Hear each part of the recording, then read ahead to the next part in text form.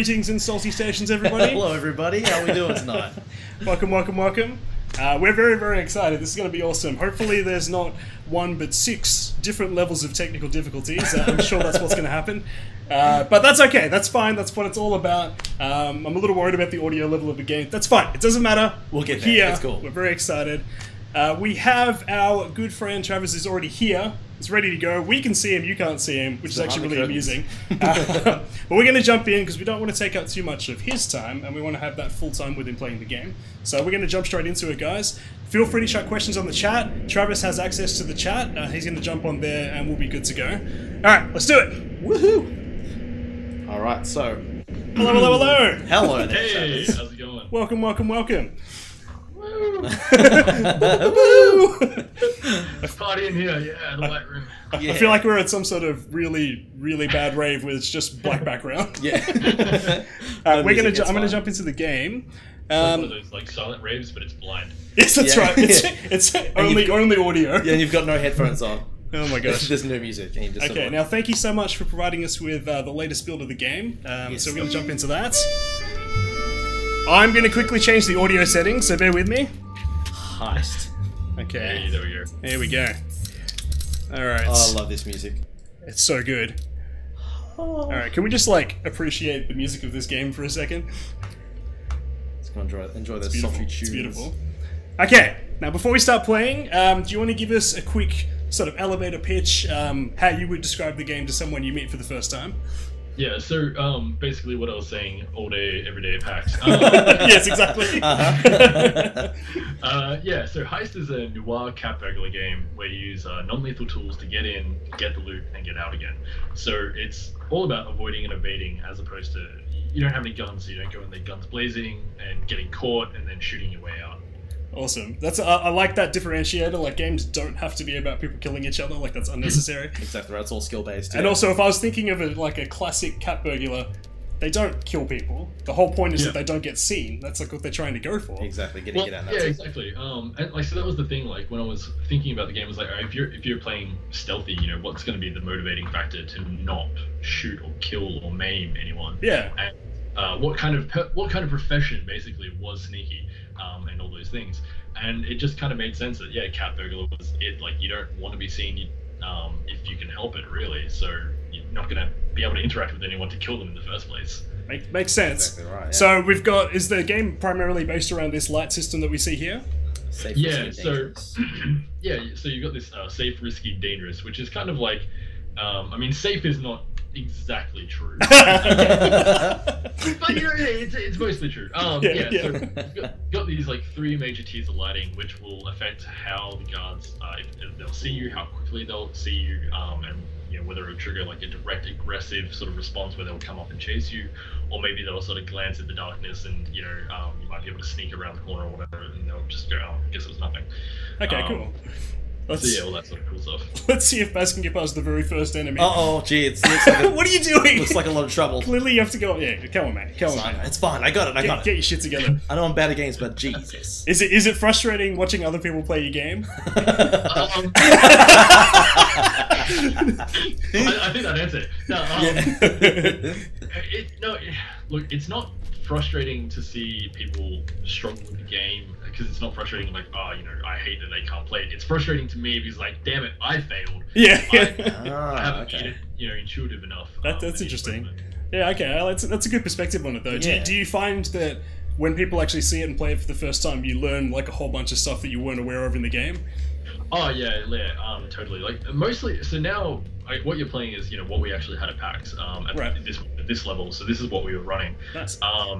And the tutorial we've refined and worked on, and we've like shown it a few times and been able to figure out, you know, some things, but there's still some things that we definitely need to improve, right? Like, hey, it looks like there's a fence, you can hop over there, but no, you can't. You got exactly what he was thinking. So inside your head, I know what's going on. That's right. I'm already inside your head. That's just because we've seen these reactions, especially at PAX. It was really eye-opening to see, you know, mostly because this has been the most art focused, I guess, build that we've like put forward. You know, this is like now what you should expect for the game coming. Right. So there was a lot of changes that were needed to be made in preparation for PAX, and after those changes, we've seen sort of a lot of issues that did crop up that we weren't previously aware of. So where do players go and why? God, I've got a loud chair. I'm sorry. I thought it was the door for a second like this. I was like, that's a really squeaky door. So realistic. I do all the Foley, yeah, totally. Yeah, right. Yes. So basically, like we learn a whole bunch of things from the shows. They're really useful. We've only seen a couple of things from PAX that we need to fix with this level in particular, but most of the other stuff that we found was just weird system stuff that down, like background stuff. Yeah, well, because you're doing last minute touch ups and you think this will be fine, this won't break anything, it'll be no big deal. And then of course something breaks and you don't know what it is, and you go, okay, well, we'll fix that after PAX now. Add it to the list. I mean, that's kind of like a fact of life for the indie developer, isn't it? Yeah, basically. I mean, we've always made the joke, and I think this is sort of a joke for a lot of indies, and it's a little bit mean. It's you don't want to feel fish. Yeah. Which is Indie Game the Movie doing last minute changes just before the big show at PAX, and then the game has breaking bugs constantly, can't load it. He's restarting the build every time. Oh no! Damn it, I was so close. Yeah, Baz, I'm sure that was a pretty good tactic. Yeah, that's completely fair. I'm glad that we actually worked right up to the last 30 minutes to get this build, so I know that it's all refined and good to go, which is awesome. That was exactly what it needed. We wanted to happen, right? And chase around. Alright, here you go. You gotta throw the coin. Read the instructions, Barry. Gotcha. I'm frustrated as well. No, I'm the best beta tester because you just stare at me like, what is he doing? So I noticed when you're running, you make sound waves. If I'm in a pitch black area like now where I'm safe, can he still be heard even if I'm running? Well, of course. I mean, sound is completely, separate to vision, right? Yeah. Woo! I mean, I don't know about you. I mean, I only see with my eyes and hear with my ears, not, That's true. I meant in the scope of the game, of course. But it's good. It's good that it reacts how you would expect it to. Yeah, exactly. Right. Which is cool. Because there's so many games where things just don't kind of actually connect the way they would in real life. Yeah, and there's still some stuff that we're working on that. So the notion of what a room is and the sound that penetrates and whatnot is a bit tricky. And so we do have a bit of an issue that we're still trying to kind of finish up fixing, which is if you make this cherry bomb noise that you're gonna set off, right? And there's a guy 2 rooms away, but he's within that radius, should he hear it or not? And, that's an interesting one. Yeah, it's a tough one. The classic video game would say that he wouldn't hear it, but if it's real life, he actually kind of would hear it, wouldn't he? Yeah, exactly. Of course right. It's how much of the suspension of belief are you looking to sort of implement? 'Cause obviously, if this was real life, that guy would absolutely hear it. Yeah, absolutely. And we thought about doing stuff maybe there's a reduced radius in other rooms, but then we also have to as you can see, there's a lot of visual indicators on how the sound works. When you're aiming the cherry bomb here, right? You'll get a little ring that pops up. Yeah. So if you hold down the trigger, you're gonna place it. I think you gotta hold both of them down. Yeah. So it's a lot like the coin. You hold down the left one for aiming, and then you press the right one. I don't think he got the coin going either. Yeah, no. I think I am. Is the button's actually not working? Yeah. It could be our controller. I think my Xbox One controller, the blue edition. Is it wireless? No. Okay. That's an odd one. That's alright. I'm gonna have to use some new bug discovered. Gonna have to use some speedrun tactics. It's fine. How are you gonna do it without the bombs? I believe in you, Barry. Thank you. You know how I'm gonna do it? I want to see the bombs go off. Kind of like this. I'll see you later. Oh no! Holy shit! That's amazing. Oh. I'll see you later, buddy. So what's great is we actually got a guy on the Steam forum at the moment who's been playing the beta. He recently posted a thing that was hey, here's my challenge that I figured out you can do. Try and do the tutorial without using any tools or right. And I'm hey, that's awesome. And I've been trying it, and it's been pretty difficult. I mean, you made a cake, so... See, that's another interesting one. I'm sure people at PAX tried to break the game, tried to play it in a way that you didn't ask them to or didn't intend them to as well, on purpose. Yeah, exactly right. I mean, as I said, the tutorial is very linear, right? So it's pretty straightforward, and you can't go any other way. But right. Other levels, they're more open and specifically designed to be that you have multiple paths, you can go different tools, working for different encounters better and stuff like that. Yeah. But I always do try to make sure that it's possible to do it with no tools, because I figured that's going to be something players want to do, and it turns out it is. Especially now. But that's cool. Yeah. It's nice to have like easy mode and then like challenge yourself mode where you try and do it as hard as possible and see if you can. Yeah, like exactly, I always love to have that in a game when it's possible. Yeah, absolutely. And so the interesting thing I think about stealth games, right, is we've taken that approach where we said like it's a non-violent game, right? You have to be purely about stealth, right? And a lot of other stealth games, they let's see. Yeah, I think Nothing here but us shrubs. Yeah, it's fine. Baz, are you a ringer? Have you done this before? No, never. Sorry. So, I kind of forgot my. Tools. I was talking about that. I kind of lost what I. Are you saying a lot of other stealth games take a different approach? Yeah. So with stealth games, like generally the thing that players do is they go, okay, I'm not going to do a violent run, right? That's an inherent challenge that's self-imposed by the players. Yes. And this is something that like we don't have because it's just ornate in the gameplay. Yes. But it's cool seeing that now there's people like still developing their own imposing challenges. Yeah, exactly. Like that's cool. And is that going to build? Are you going to have like a achievement system and stuff like that where you like reward people from taking different directions? I mean, we can definitely like mess around with that stuff with the Steam achievements, but we don't have. I mean, we talked about a challenges system, and at this point in time, we just don't have the time to sort of get that in. That's fair enough. Yeah. So, all right, this is obviously a common UI mistake. So if you hit escape, you can or start or whatever it is on an Xbox controller. You go exit. Okay. Yep. And hit play. That's a really cool menu, by the way. That's awesome. Cool. So what actually is meant to be happening is that tutorial level bit is meant to be a map, which we don't have a map display for it. So if you click that, that actually is your level selection. Gotcha. That's cool. So nice. That's awesome. I like that. The shipping yard. Let's try the shipping yard. And then if you want, you can click the tools to change your tool loadout as well. Oh, Gotcha. that's awesome. So you can like prep yourself before. This is cool. Oh, look at that. So you've got the full blacked out ones, which will unlock as you play, and then the two that are currently unlocked, the gun and the adrenaline, they're hell yeah. So they're currently unlocked just because they're not tied to a level to unlock them, so we've just left them unlocked. Gotcha. I see a gun down there. Is that a lethal option? See, I mean, in keeping with the spirit. Non-lethal. Nice. I like it. Very cool. That's good. So the idea behind the gun is you use it to stick up a guard, so they think it's a Gotcha. That's cool. Yeah. I love that. That is so Let's good. take the gun. I don't know if we can actually use them because our controller doesn't seem to be working, but we'll take them anyways. Hell yeah. Alright, let's try this. Would you like to give it a shot? Mouse. Ooh. That's true. Did you want to switch over to the mouse? We'll try with this and we'll see how we go. Yeah, we'll give it a shot. So, how long have you been working on the game for? So we started development as part of this AIE incubator program. So real quick on that was a uni course that we did, Academy of Interactive Entertainment. Yep. And they just started a new program called Incubator. And basically what it was is a way to kickstart indies. So they provided a bit of assistance, professional help, and stuff like that. So we did that. That was a 1-year thing. We got to go to PAX Oz actually, and we showed like a really, really rough prototype of Heist at PAX Oz, the very first PAX Oz. Wow. That's sick.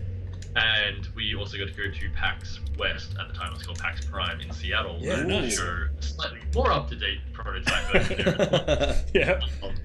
We only had like about a month or so to get ready for that, so that was interesting. But we got some new stuff, but it wasn't impressive. Anyway, so we started it then. We kind of then decided we liked what we had, but the prototype was obviously a prototype. It wasn't something to keep working on, so we made a new repo, started fresh. We knew what the idea of the game was, or generally the spirit of the game, but we decided we'll start again in 2014, which we did. So it's been about 3 years now since that. Wow. So you actually like scrapped the whole thing, took the concepts and what you learned from it, and started again. Yeah, basically. I mean, a lot of the art assets were easy, like able to keep using because prototype assets were fine, but the code and everything and how we built the game, we restarted. Wow. What are you doing? Not much. What are you up to? It's really enjoying watching Baz play this. Nope. I don't know if you're like tense. I'm like, I was getting in the back of my head. I'm like, why isn't he using a tool? Did you want to try with the? I think so. Okay, let's do Keyboard and this. mouse. All right, let's. Actually, would you like to play? No, here you go. You got Okay. this. Thank you very much. I'll trade you. We've got a little system on who gets to play. There you go, Christopher. Would you like to take the... I'll take the chats. Thank you very much. I've not been looking at the chat at all, so I apologise to absolutely everybody. I saw someone saying, like, who made this game, and I was going to say, me, I made it. So, it's not obviously not just yourself working on the game, is it? So, what's the team look like?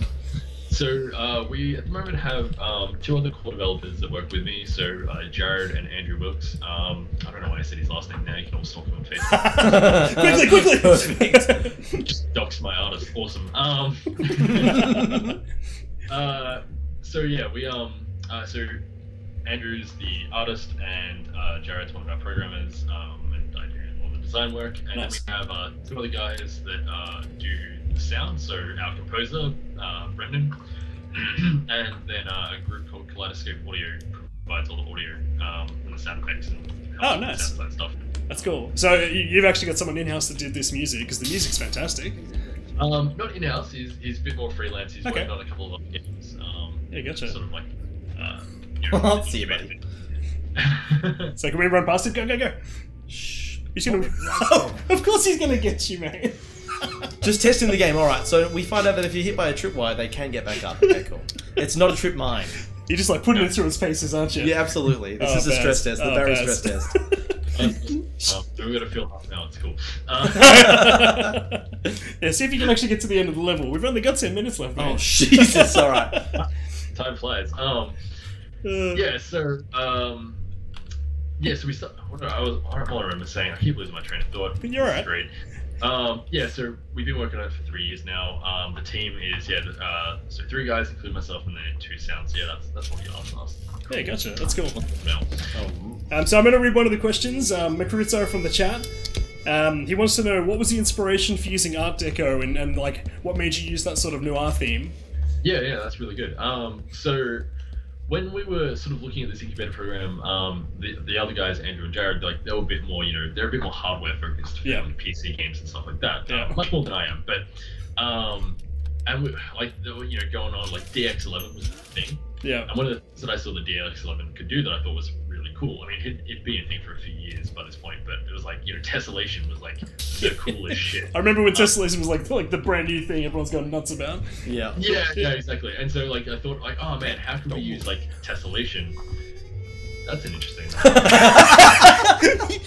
All right, so I thought what you were doing was cool, but I think the way you did it was right at the door. It was and then you walked into his arms. I just wanted to be held. There's a little doorway to the left that you can also go through that cage. There you go. Oh. There you go, mate. All right, I think I like that idea. I mean, he's like, that's fine. Like, that's a good idea. I'll see you later anyway. Hold on, so I can see. Let me see if I can hack through the wall here. Maybe, there's a gate you can open. Sorry, Travis, as you were saying. Once again, I forgot what I was saying. Question. Yeah, sorry. So yeah, basically, DX11 was a thing, and I thought, hey, what would be cool, with tessellation, right? Because it's meant to be like sort of real time, based on camera distance, adding more geometry detail. So this image in my head was like a trench coat opening up, and then you'd have like a second screen, like a comic book panel pop up, and you could select your tool from within that. You can select a gadget. Ah, cool. Other stuff. Right. Yeah, that'd be sick. So an inventory system that worked like that, and so that kind of spawned this idea of like, well, okay, who wears trench coats? Yeah. In like the 50s, 20s, all that sort of good stuff. And then just the comic panel thing was like, all right, cool. It's a no-brainer. It's a noir graphic novel. Absolutely. Yeah. So while the inventory idea dropped off and we never did anything really, think of anything too meaningful to do with comic book panels, we had ideas, but we ended up dropping all those ideas. It kind of just ended up being, well, we're still going to use the noir tiered lighting, or the graphic novel tiered lighting. Yeah. As well as the just keeping the theme, because it was kind of cool. We liked it, and it turned out to be very distinctive. Yeah, it's really cool that like what we see here came out of like lots of different ideas that aren't actually represented in the game, but what you've got here is like a really cool theming. Yeah, exactly right. Like it could have not happened at all, but it's just like kind of all came together. That's really cool. Yeah. I see another question in the chat. Hello, Poppet. Yeah, I've got my eye on the ball that time. There you go. So, do we have plans to add more tools or tricks to add? So we have 9 tools in the game at the moment, and you can take any 3 in, and you unlock more tools as you complete levels, as I sort of said before. We're just going to release with 9, because they are a pain to get up and running, and we feel they're in a good place at the moment. Okay. I mean, it's probably difficult to get a good balance between all those tools as it is. Yeah, I mean, like all the tools are pretty unique now, and that's taken time to get right. Wow! Woo! I think. See you later. I think you just managed to go between the like, slightly unsafe bit. Yeah. Baz. Yeah. He's a cheeky man. Alright, you gotta get to this end of this level, Baz. I believe in you. I've got to. Alright. So I've completely forgotten. I guess every tool you add, you have to compensate for in every single level you make as well. In a way, yeah. Like, it's definitely difficult to try and keep all the tools into consideration. But I'm hoping I've been doing a good enough job at it, nonetheless. But like every tool we've is pretty distinct and pretty unique in and of itself. Like so for the longest time, we felt like the cherry bomb and the coin was just too identical. Yeah. Because they both created these distractions. I didn't really tell you the controls, although you figured out what to do with the mouse, right? Yeah. It seems like you get it. Cool. Yep. Who knows with Barry? For the most part. Yeah, I mean it's right click to aim and left click to place or use, and with the bot, it's right click to aim as well. Nice. Go. All right, I'm just getting out of here. That's great. I've completely. It's actually quite intuitive. I had a quick play of it just before the stream jumped on. It's pretty amazing. It's just. I am so caught up with what I'm doing rather than where I'm supposed to be going. Like, I'm just weaseling my way through the building, and now I'm in these offices. I'm like, all right, oh yeah, I'm actually supposed to be doing things. It's so like your mind's just racing with where do I go? What do I do? Absolutely. And how can I use these tools to my advantage? But like, I like how I'm not relying on the tools. Like, I prefer to sort of run away from rather than confront the guards, which is like what it's all about, really.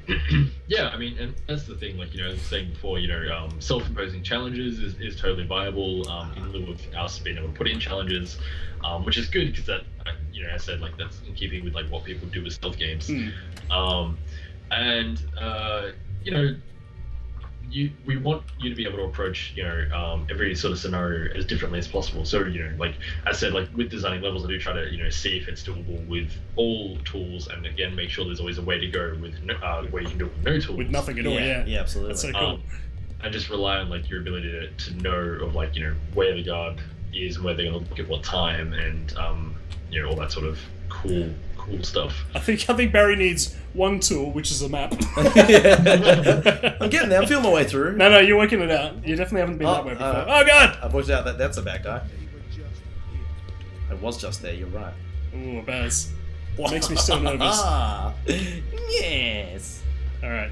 Okay, so there's a door on that side, which is. There's a nice shiny key over there as well. Ooh, where are you going there, buddy? Oh. So I've got to do something like this, I think. Oh, cuddle time. So hot dang. I mean, if you hit load checkpoint, that should take you back to one of the desks you hit under before. Oh, cool. Oh, that's awesome. I took you back there. Cool. Yeah. I think that's the last thing you hit under correctly. I think so. The other one was just like, fish push. I don't think that's a game thing. I think that's a brain. Yeah, absolutely.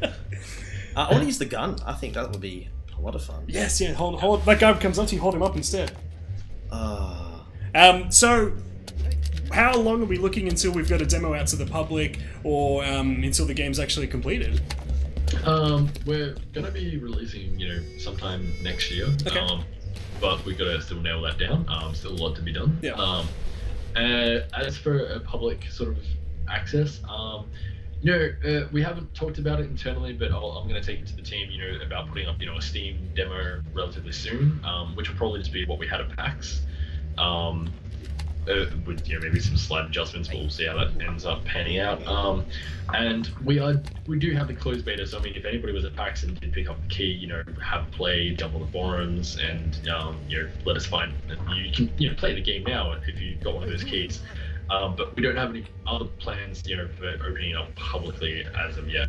I think that's probably fair enough, though. You get enough people that you can trust to give good feedback and build the game out that way. That makes sense. Yeah, I mean, we can put it out publicly, but I mean, let's be a little bit cynical here if we must. This is so much fun. Holy shit, I just don't want to That's having a lot of fun, but he's never going to complete this level. Yeah, I think so. I mean, absolutely do it in your own time and then hear stuff on the forums with all the issues you find. Yes. That would be totally rad. Absolutely. But yeah, I mean, if we're gonna be super cynical, I want to give things out as much as I can. I don't want to give people a banner and then take it away necessarily. Yeah. And it's gonna be hard. It's like, well, if there was a free access, we'd have to release a free access beta that only has so much content or only up to date to a certain level, and then put out the full release, which has the final level maybe or the final installation. I don't know. It feels a bit too much like a cock tease. Yeah, that's fair. That's fair. I mean, I want people to buy the game at the end of the day. So I don't want to give them something and then take it away and say, all right, now pay me. Yes, that's right. Maybe just chuck a bunch of loot boxes in there, a few DLCs. Oh yeah, please. Microtransactions out of Wazoo, just please. Pull a Battlefront 2 on this one. Just too soon. Actually, the tools are coming out in loot boxes, so you can either get different trench coats or there's a 9% chance to get a new tool. Perfect. Yeah, sweet. How much do they cost?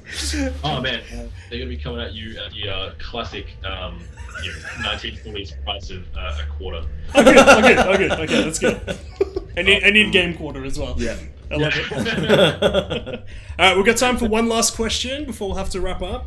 What do we got, Mick, here? So, Mick said, what's been the most challenging aspect of making the game? And what's been the most rewarding experience from making the game? I mean, you said you had to wrap this up. Hey, we can go wherever, that's okay. Let's see, what has been the most challenging aspect of making this game? It's not even so much making the game itself. Being indie is a whole problem. Oh, nice, you got the key. It's super hard, I think, in of itself, and a lot of people don't realize that you're making a game, but you're also running the company, doing the marketing. Yeah. So managing all of those aspects while trying to make the game and get it out, as soon as you possibly can, is probably been the most challenging thing. It's just juggling all the extra responsibilities that come with running a company. And as what has been the most rewarding experience making the game, I mean, this is going to be sloppy as shit, but this right here, right? It's these opportunities to see people play the game, actually legitimately have fun, and see. And PAX, I love doing PAX, and I would try and do PAX every year if I could to show the game, because there's just nothing like seeing people enjoy playing it. And making all that hard work end up being worthwhile. Absolutely, that must be a really interesting feeling. Someone sits down, plays with something you've been working on for 3 years, and just has a really enjoyable experience. That's really cool. That'd be absolutely the most rewarding thing. You're not going to get to the end of this, are you? I don't think so. I tried so hard. I tried speedrunning, which was pretty cool. I got there. I was excited when you got the key. I was actually genuinely excited because it was so glowy as well. Look, it's right there. It's so close yet so far. Awesome. We'll have to leave it there. Thank you so much for joining us, man. We really appreciate it. I get the feeling we're probably going to keep playing this later on tonight as well. Awesome. I hope you do. I really do. Thanks, man. Where's the best place for everyone to follow you and catch up on information on the game? So our Twitter is at heistthegame, all one word. You can also go to our website, heist-game.com. Yep. If you want to follow me directly, shameless self-plug, you can find me at Duwom. Otherwise, the Twitter and the website is probably the best place to get a lot of seeing what's happening on the game as we update it, because we're really bad at that, but we'll try. Awesome. All right, well, everyone go check out the website. We're going to take a quick 2-minute break and we'll have the next person on. Thank you so much again, man. We appreciate it. Thanks, Travis. Thanks for joining us, Max. Thanks, man. Take care. Alright, give me back that keyboard. Oh, fine. Let me air my legs out. Alright. I could get a bit of DJ action going on as you take.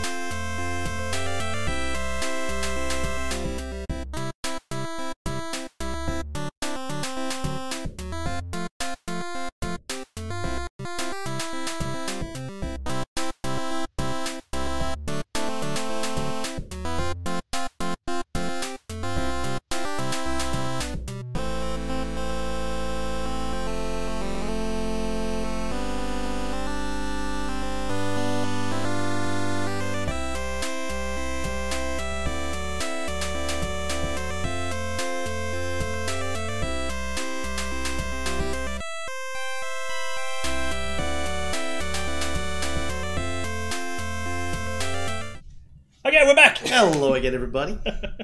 Okay, so that was awesome. Holy shit, that was so good. Okay. You ready? Yeah, let's we got more. We got 5 more. Holy shit. 5 more amazing games. Okay, let's do this. So, next up, we have Daniel Elston from Elston Studios, and he is going to be showing us through Firstborn. I really wanted you to play this because you're significantly worse at it than I am, but that's okay. Just show us how it's done. I'll show you how it's done. Like, it's fun. It's fun. All right, let's do this. Cool. Bear with me. No doubt. Okay. All right. How good was Heist? Holy shit. So good. Hello, Daniel. Do we have you there? Hello, Daniel. Daniel! Oh, Daniel! oh. Hey! Hey-oh. Hey, hey, hey. Your voice. I can't hear you, but I can see you. Oh, there you are, there you are. How about now? That's better. Welcome. Oh, thank you. Thanks. To the stream. Okay, I'm going to get the game up in the background. I did try it earlier and the volume was quite loud, so I might have to tweak it a little bit. Can I change the settings in the game? No, only from the menu at this stage. Okay, cool. Let's get this going. Woohoo! Oh, man. Oh, yeah. I don't think I've heard this with sound before. No, there's sound now. That's new. We're getting there. Hell yeah! I just realised, like, when it came up and I heard the music, like, oh, I know. We haven't heard sound before. Oh my gosh. Really okay, I'm gonna put it down a little bit lower. Yep. Perfect. Awesome. Okay. Welcome. Okay, do you want to give us a quick elevator pitch, if you will? What's the game for the first time someone's seeing it? Okay, sure. So this is Firstborn. It's a turn-based tactics RPG for the PC with a bit of an unusual premise. The idea is basically that you are fighting immortal foes you can't harm with normal weapons, so instead you have to use the environment to take them out. I love that. Okay, we're going to get into the first level so we can actually show what that looks like. Let's go for it, Christopher. Outlander, the Bone Wastes. Should we do the voices? Oh, God. Do the voices. Okay. I'm glad that you jumped on for that. Alright, I got this. That's right. Let's take him out. So, we can't actually attack the enemies, we have to use what's on the screen to play the game, don't we? That's correct, yes. So each of your characters will have a different set of skills, but none of them involve direct attacks because they just wouldn't work against the monsters you're fighting. Gotcha. Because they're invincible. Mm-hmm. That's cool. Yes. Okay, so this guy has a shove ability. Well, yes. There we go. There we go. Alright, you're getting there. So it's funny because you go against all of your like RPG sensibilities, if you will. Oh no, I already made a mistake. It's so early. Yeah, you go against all of your like RPG sensibilities into like not attacking them and not just causing damage, but to use the environment like that. How cool is that? Well played, nicely done. Thank you, sir. Thank you. So how come the environment can kill them? Like how come the spikes can kill them, but like say a weapon couldn't? Okay, so it's actually a little bit. It's very much tied in with the lore of our world. Yes. So essentially, the idea is in Firstborn's world, humans weren't the first race the gods created. Rather, their first children were the Firstborn, these monstrous kind of bestial creatures that are sort of, in some cases, vaguely humanoid and in some utterly monstrous. And so humans kind of came into play as a bit of a mistake. Now, I can't get too much into the particulars of why or how that happened, because that is an integral part of what the player needs to discover as they venture through the game.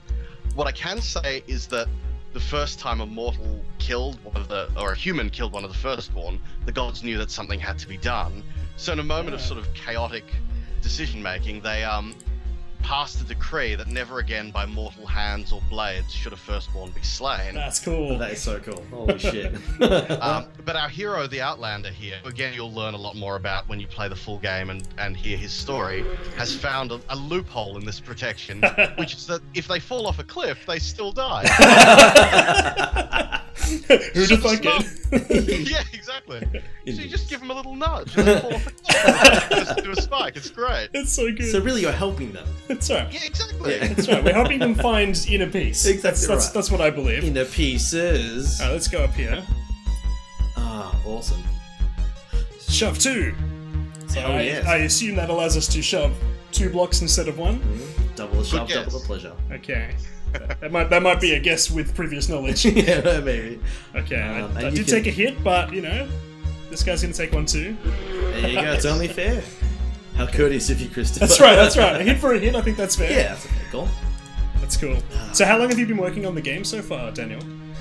Oh, you know that this is about I think we're 2.5 years. No, this will be our second year of official development. We did do a little bit of prototyping before the kind of main official development, which started last Yeah, goodness me. It was only like last year that we really got into the full official production, though we had been running a prototype through the tertiary course that I was doing with the larger team I had back then. Right, okay. So it's actually, when we saw it for the first time last year at PAX, that was probably like pretty early into development, I would say. Look, we'd done a lot of prototyping, but it was only about that time that we'd roughly settled on an art style and locked down all our mechanics and got the game really to the state where we were happy with it and ready to start showing it off. Yeah, gotcha. Let's see what I can do here. Speaking of art style, it's amazing. I love the pixel art. Yes. Oh, thank you. Thank you. For when you saw it last time, that was exclusively my handiwork. More recently, we've started working with the very, very talented TP Studios, who've contributed some very cool assets to this build. Notably, when we get to the boss fight, you'll see some of their handiwork in action. Oh, nice. We've been very happy with that. Oh, I think I made a boo-boo. You might have done. I might have made a mistake. That's okay. He'll die gracefully. Yeah. Mind you, if you like... Oh no! Oh no! As you finish that sentence, he died. That's okay. That's okay. I will speed through this. I was just gonna say, like, for your like, because he's a turtle. No, it's that's right. I forgot about that. Watch out. So what led you to settle on the pixel art style? Like, it's very like, I'm a big fan of it. But what was the decision making behind that? Look, I'd love to say that there was a series of like really sensible and well thought out business decisions behind it. Yeah. The bottom line is I love pixel art, and it's also the only kind of art I can really do to any extent. So when it was a much smaller, it was really just me on the art for an extended period, and yeah, it was like it was pixel art or nothing, and pixel art is my favorite as well, so it wasn't a hard sell. It all sort of worked out, yeah. That kind of worked out. Okay, now how do I need to attack this? Alright, Chris, think about it. Put your thinking pants on. What do we got on? Put my thinking pants on. Yes, put any pants on, please. That might not be that might not be good viewing. Oh. Yeah, I think you've committed now. Don't get up without pants. So Yeah. It's too early in the day. No, I think that's really good content. Yeah. Okay, what do we need to do here? We need to get him into those. No, we can't get him into the spikes. Can you push them off the edge of the land into the muck? Yes, I think we can. So if I was to go... I getcha. If I go here... They don't call me a tactical genius for nothing. In fact, they don't call me a tactical genius at all. He's still gonna hit me. I'm gonna have to backtrack a bit. Here we go. You got this. You got it. I know that I've done this correctly before, but for some reason I can't work it out right now. Well, look, that's the thing about Firstborn. There is no right answer. In a lot of ways, it does feel a bit like a puzzle game, because a lot of the mechanics are just moving parts for you to interact with. Yes, that is a fair call. Oh no. But there is no right answer. Or beyond just like not dying. Yeah. Okay, this is gonna have to be my solution. I think it's gonna work fine. Okay. You got this, Chris. It's believe in you. Not the way I'd like to do it, but no! Oh no! I think you got him. No, his back's not facing it. Oh, can I get him on the side? Oh, let's have a look. Yeah! There you go. There we go. You used our brain Oh science. man, I've done that before and it was very different. Have you made this harder? No, I swear I haven't touched anything except like all the core code that underpins how everything works. Okay, gotcha. A few people were giving me some feedback that the AI was a little inconsistent, and I was like, the game is supposed to be fully deterministic, and sure enough, there was an error. So it's been great to get it into the hands of the players, so I can find and fix stuff like this, or rather, they can find it and I can fix it. Actually, I guess when you're playtesting it yourself, you obviously know the solution, so yes. It's difficult for you to actually like deliberately not do the solution. Yeah, look, that's why we've tried to get the game into people's hands as quickly as possible. On that note, you can get this build that you guys are playing right now, and a much bigger, expanded pre-alpha, both on IndieDB, completely for free right now. Which is awesome. I encourage all of you to go, not right now, soon, go and play soon. Open up a new tab, just so it's ready. I like that. Yeah. Space. That fourth wall just came crashing down. Okay, so we've got 2 characters now. I'll do the whipping, Chris. Okay, let's do this. So what is different about the Slaver versus the Outlander? How do they play together? Okay, so far you've had the Outlander, and he's very much our melee character. He gets up close and personal and knocks enemies around the battlefield. The Slave is your archer. He's got a whip, which is a ranged attack that pulls enemies in. So, you know, when you've got archers standing on the edge of a cliff there, they're completely safe from the Outlander. He can't go up and shove them. Unfortunately for them, however, the Slaver can still wreak a little havoc. Okay. Let's see if we can do that right now. As I was about to see. Yes. Let's see. Got him. Very nice. What are you gonna do, buddy? What are you gonna do? Nothing. Die. That's it. Gonna go for a swim in hot tar. Nothing else you can. Delicious. Okay, so that clarifies that. That is hot tar, not water. Awesome. Yeah. Correct. Yes. Okay. Beautiful. So what were your influences with this game? What did you have in your head when you started making this game? Well, it's actually a really funny story. I was working with my business partner at the time, who's gone on to do a bunch of other cool stuff now. And really, we were students then, and we had a group project coming up. So I knew from a development and just kind of project management standpoint, since I was going to be in charge of the code, what I could deliver within the time frame was a tactics game. But I knew he hated tactics games, so I had to find a way to sell him on it. And so I deliberated long and hard, and we'd been having this huge discussion where he was talking about how much he loved environmental combat in games, like shooting a barrel to blow it up in a first-person shooter or something like that. And I always felt like it was kind of underutilized. So we've just got an upgrade for our slaver now, who's got a cool new trick. Oh no, what have I done? Yeah, I don't think you knew about that guy. I've immediately made a mistake. Well, I think I can just step out of the way into Yes. these nice, comfortable spikes. Yes, just don't mind them caressing your body. Alright, he'll just wait here for now. Yeah, because you got to watch out for the crossfire. Yes. Gotcha. I completely agree. Like this is my favorite genre of game because I know this sounds terrible, but I am so time poor that a turn-based game means that I can look away, do something that I need to do, come back, and then fully engage for 5-10 minutes at a time. Yeah. And that's something that I really love, like FTL, all those sorts of turn-based games that we've been playing. Like this plays right into that. Like that's so cool. I was trying to think of the other one with Alien. Oh no! What did I do? Press no wire! Oh god! This is why we can't have best things. Oh no. Okay, we're good. We're good. Yeah, I guess worth mentioning there is what we got to see was the telegraph system. It's actually there've been a few games that have done this just very recently, but it's something we've been working on in Firstborn for a while as well. A lot of our enemies will telegraph an attack a turn before it happens, which gives you a chance to get out of the way and just kind of opens up some new options on the battlefield. Notably, the Firstborn aren't protected against each other, so in later levels, once you really get the hang of things, you can often bait them into killing each other if you play to your characters well. Yes, that's right. Fantastic, That's right. Yeah.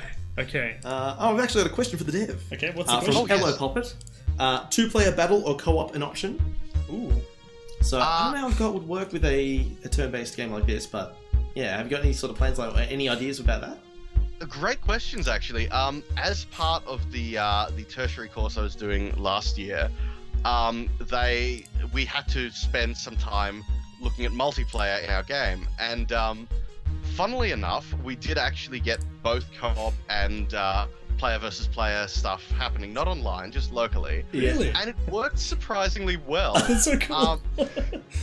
Look, I can't promise that we'll have anything to that effect at launch, but it's definitely something we're excited about, and we'll be looking into.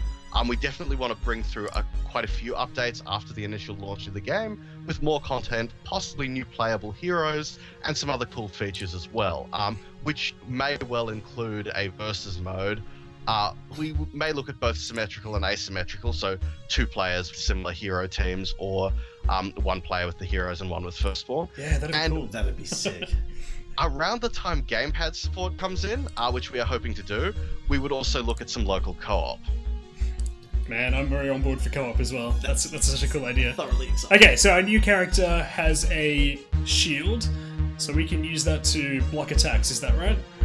That's correct. The shield renders her largely invulnerable against frontal attacks. There are some things that can bash through it, but you can do some other stuff with it too, which is pretty cool.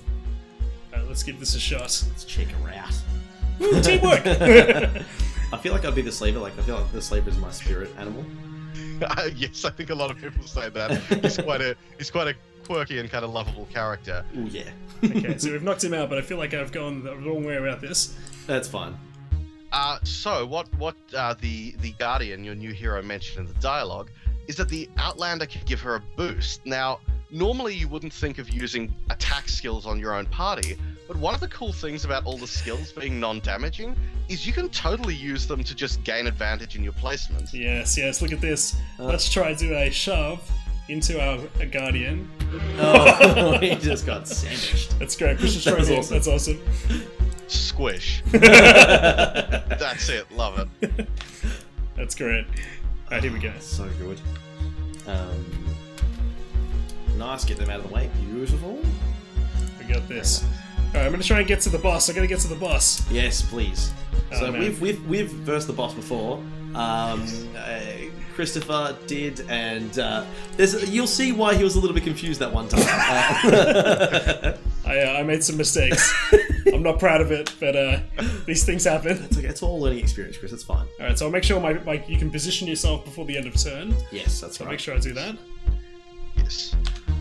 Yeah, look, with regard to making mistakes in the game, Firstborn is by no means a Souls-like in any respect. However, I do love Souls games with a burning passion, and there is definitely an element of that fast turnaround. Try something, die, learn something, and try again sort of philosophy to development. So a lot of the mechanics aren't explained in-game, you just have to figure them out, and it's absolutely fine to die on a boss time and time again and just learn its patterns and mechanics. It's kind of the name of the game. You're just trying to make me feel better, aren't you? A little bit, yes. Okay. Oh, I want to try something that I've not tried before. Can I do this? Okay.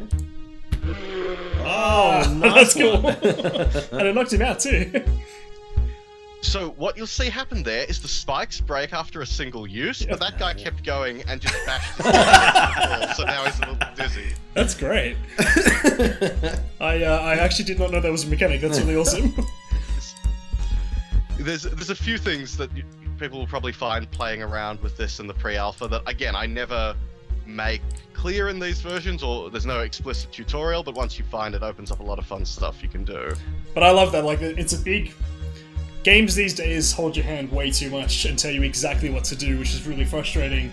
The first time I played this, I didn't know what to do, and that was great. Like, that's what made me enjoy it that little bit much more, was just not knowing what to do and having to find out. Yeah, you're being forced. Well, not forced, but you have to experiment with different solutions and find out exactly what everything is on your own terms, rather than absolutely. Like, yeah, there's no sort of can't think of the word. You don't get to explore yourself. You're being told exactly what to do, and you're just following instructions rather than learning about the game. Exactly. Yeah. Okay. Oh, it's happening.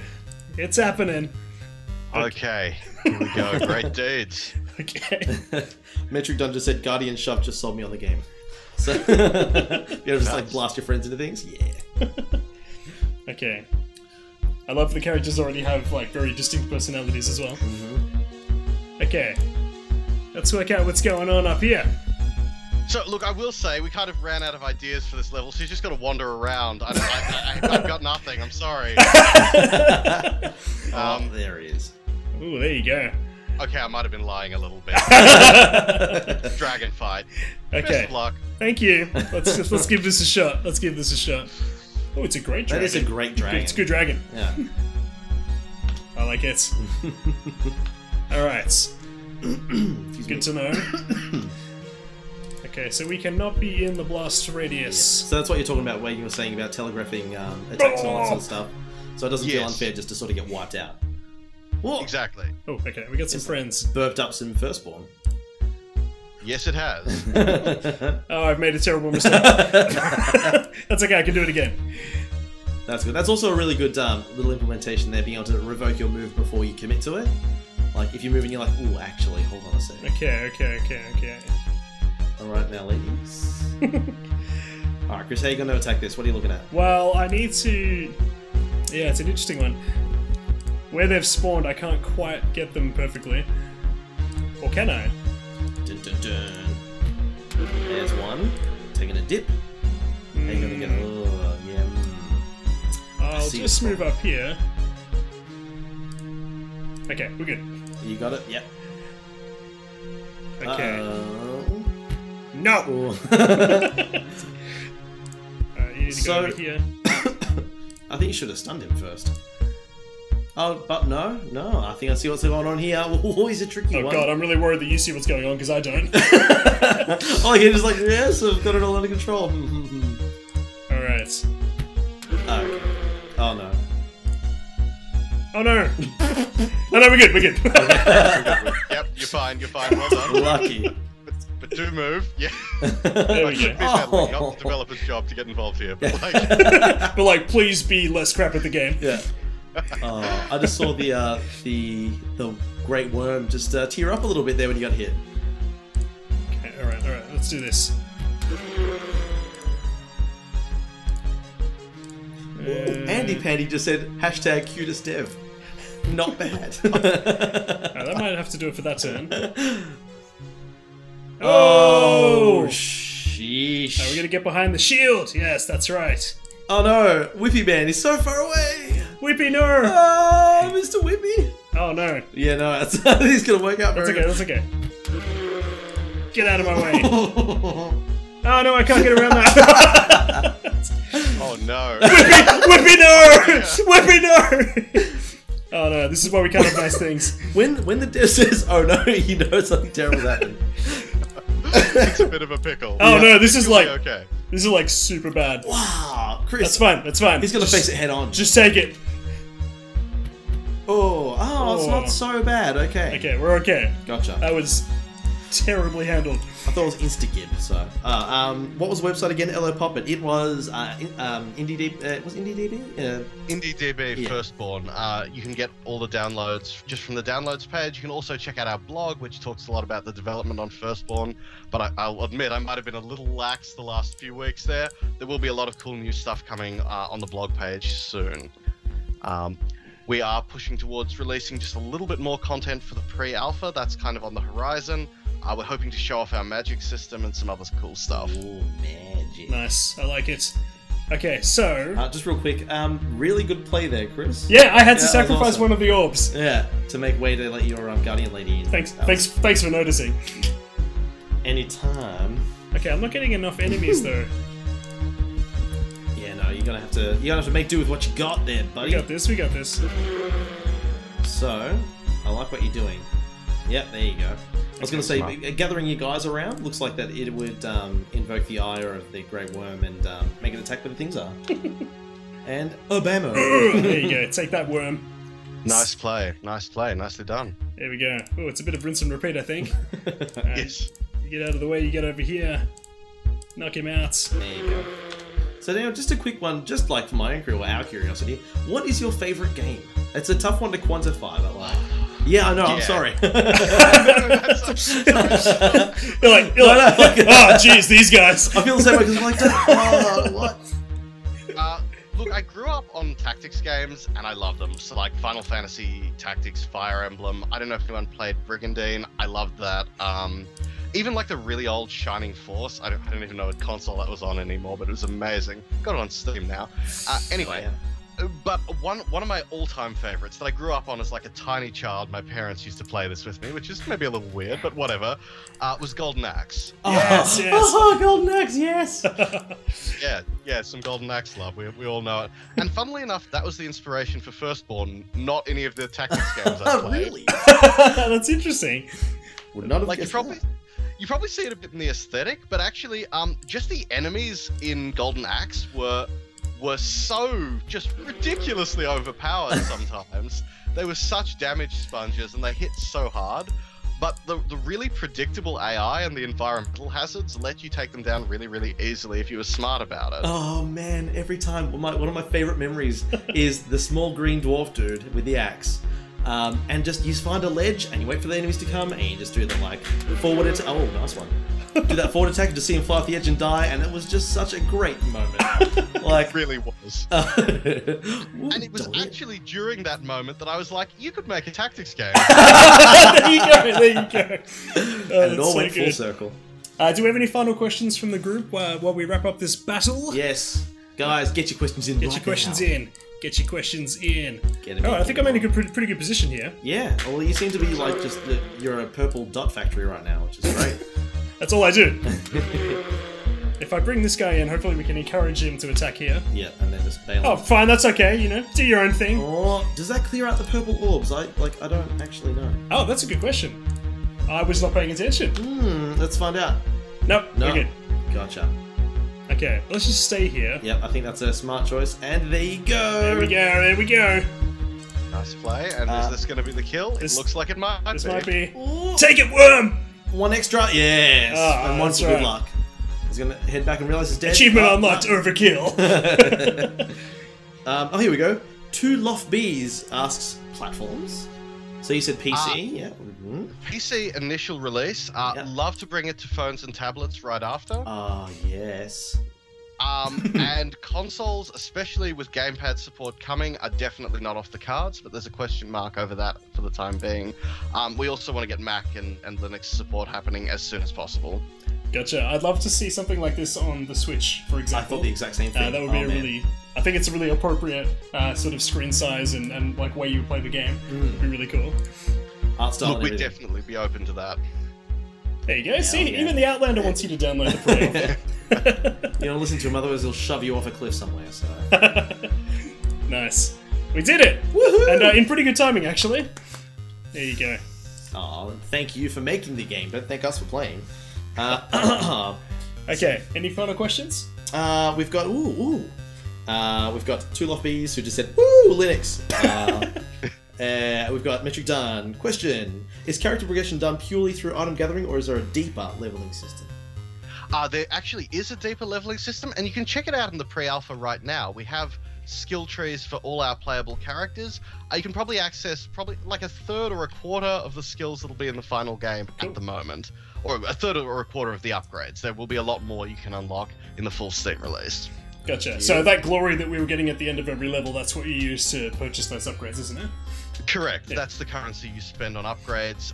The upgrades are locked out in this build, just in the interest of a smoother, quicker flow for a format like this, but the full pre-alpha does have character progression in a much more fleshed out form. So yeah, that's a bit of fun if people want to check it out. Absolutely, I will be checking it out again. Yes. Awesome. We are out of time, unfortunately. Thank you so much for joining us. We really appreciate it. Thank you so much for having me. Now, apart from the build where everyone can download, where can we jump online and check out your progress and your updates for the game? So we do have our website, which is just the Elston Studios website, elstonstudios.net, I believe. But IndieDB has all the same information, and of course you can follow us on Facebook or follow my development adventures on Twitter at Daniel_R_Elston. Awesome. Thank you so much, mate. We're going to be playing this again. I've been saying that to everyone. I think that's what we're doing. We're not going to sleep tonight. Thank you so much. We'll speak to you soon, okay? Catch you, Daniel. Thanks for joining us. Talk to you soon. Thank you so much. Thanks, mate. Catch you later. Bye-bye. Bye. All right.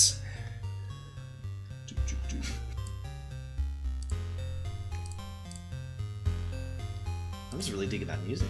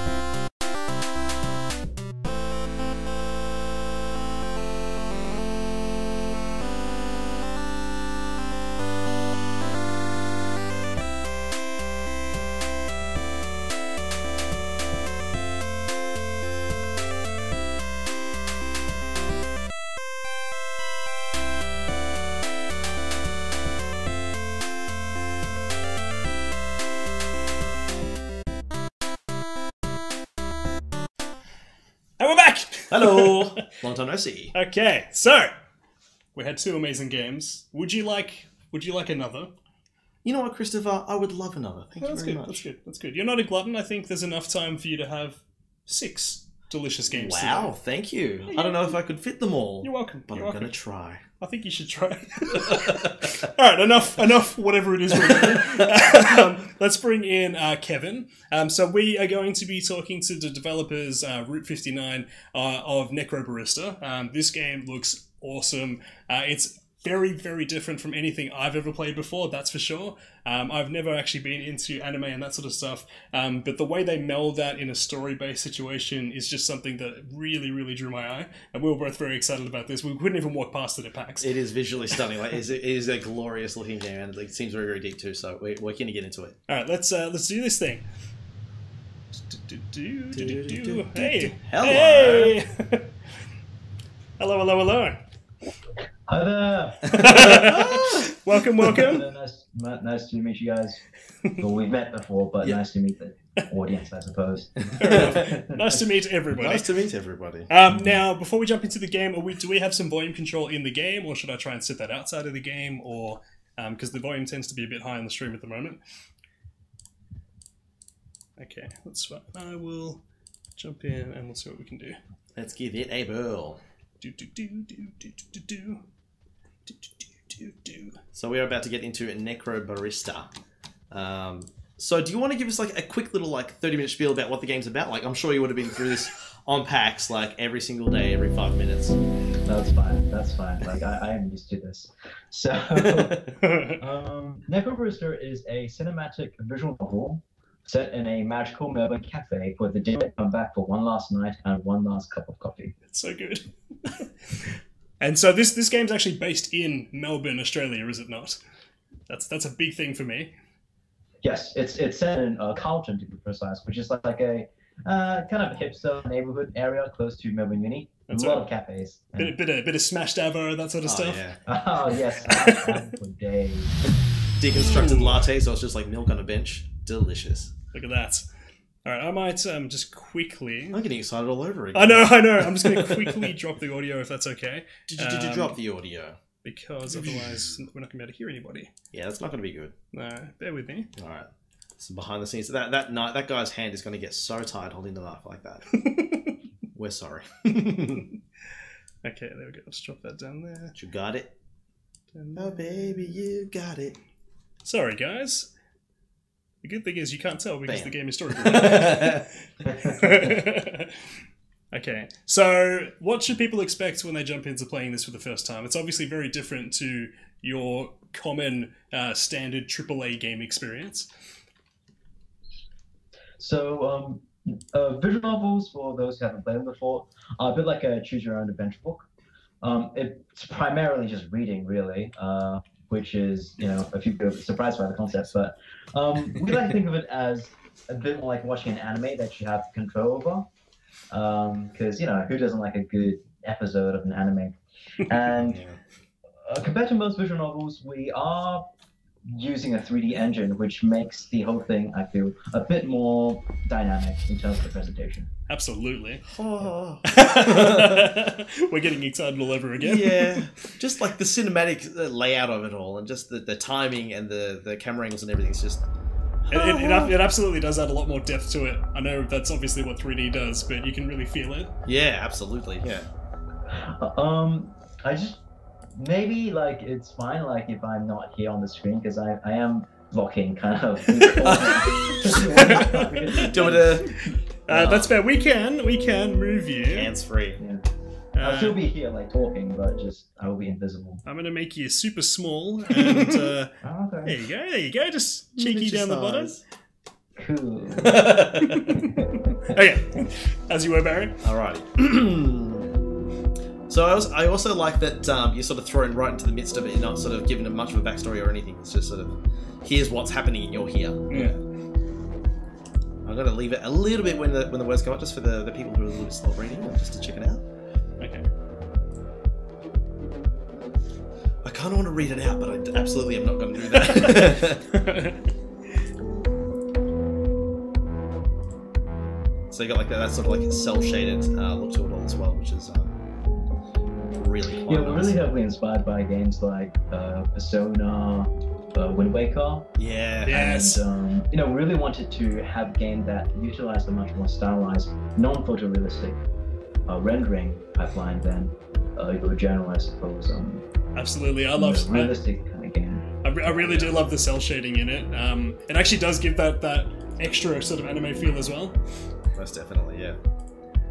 So I was going to say, like, this is in the visual sort of visual novel format, and I've noticed there are a lot of 2D visual novels going around on Steam and that sort of stuff. So, what inspired you to go for the 3D look? Like, what are you Well, that's exactly why I went for 3D, because everybody is doing 2D. So, we thought that we wanted to do something a bit different. And one of the limitations of 2D is that it becomes much harder for the story to make use of the visual narrative. Yeah. Like the visual storytelling element, like in movies. So like in this scene, for instance, you can see that the over-the-shoulder kind of look, it really kind of places you in the viewpoint of Maddie. And it just lets us do more things, I suppose. No, that's a good point. Like, you can convey weakness, fear, strength based on the camera angles, that sort of stuff. You can really feel it. Yeah. Like, this guy's obviously like quite confident right now. There you go. And you can tell that. You can tell by the positioning. It's great. I was about to wait for a minute. Then I'm like, some dialogue going on here. So right now they are making a bed of some sort, and it involves a knife. So we're about to find out what that is, I believe. Oh, 2 hours. 2 hours. So is that got to do with how long they're alive? So yes, it is. Like, they're kind of gambling for their like time at this terminal. So the rules of this place is that it ghosts can come inside, and when they do, they gain like a physical body that they can kind of move around in for 24 hours. And Maddie, the owner of this place, she kind of gambles with their lives to gain more time from them. And obviously the ghosts, they want to be able to stay a bit longer, but usually that's not the case. Spoilers. Okay, there you go. Sorry, we're just fixing the audio. Apologies. Alright, do you want to click that button? Let's find out what happens. Can I start? Of course you can. I like that. She's giving him a chance. Yeah. Giving him a chance. It's like him back out now, and it's just like, please, I got this. Oh, so this guy's only got 3 hours left anyways. Oh, hot dang. After that, he's going to make a life-chasing decision. Oh, dang. So much cockiness. And I'm ready. Whenever you're ready. Whenever you're ready. I just noticed that you can actually move the camera around slightly. You've got a little bit of sway to it? Yeah, how cool is that?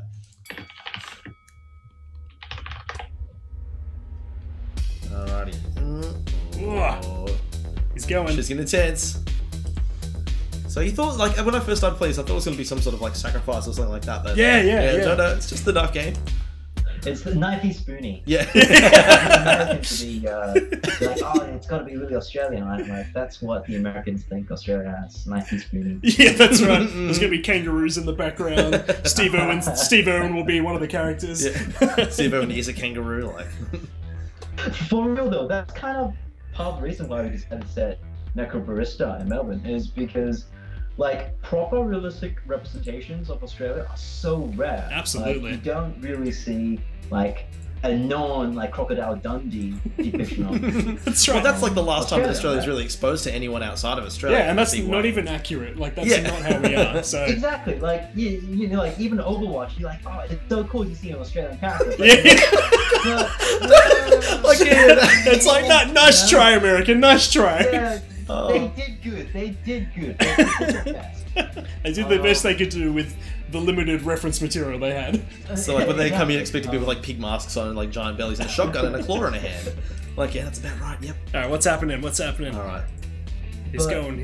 I mean, that's why we decided to set it in a real place, like actually what Melbourne is like. And we really hope that Australians playing the game, they would like, you know, they'll get it. They're like, oh yeah, this is you know, like we spend a lot of time like going through the writing to make sure that we use like Australian English, not UK, not USA. Like it's like Australian English. That's super appreciated. That is so never represented in games. Yeah, exactly right. I think most Americans don't even understand that there is an Australian English. Yeah.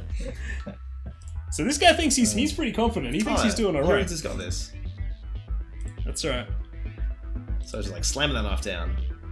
See, and it goes into the sort of like, you know, the depth of her mind, like what the justification is, and I can hear if the voices were being narrated, it'd be very like Yu-Gi-Oh like.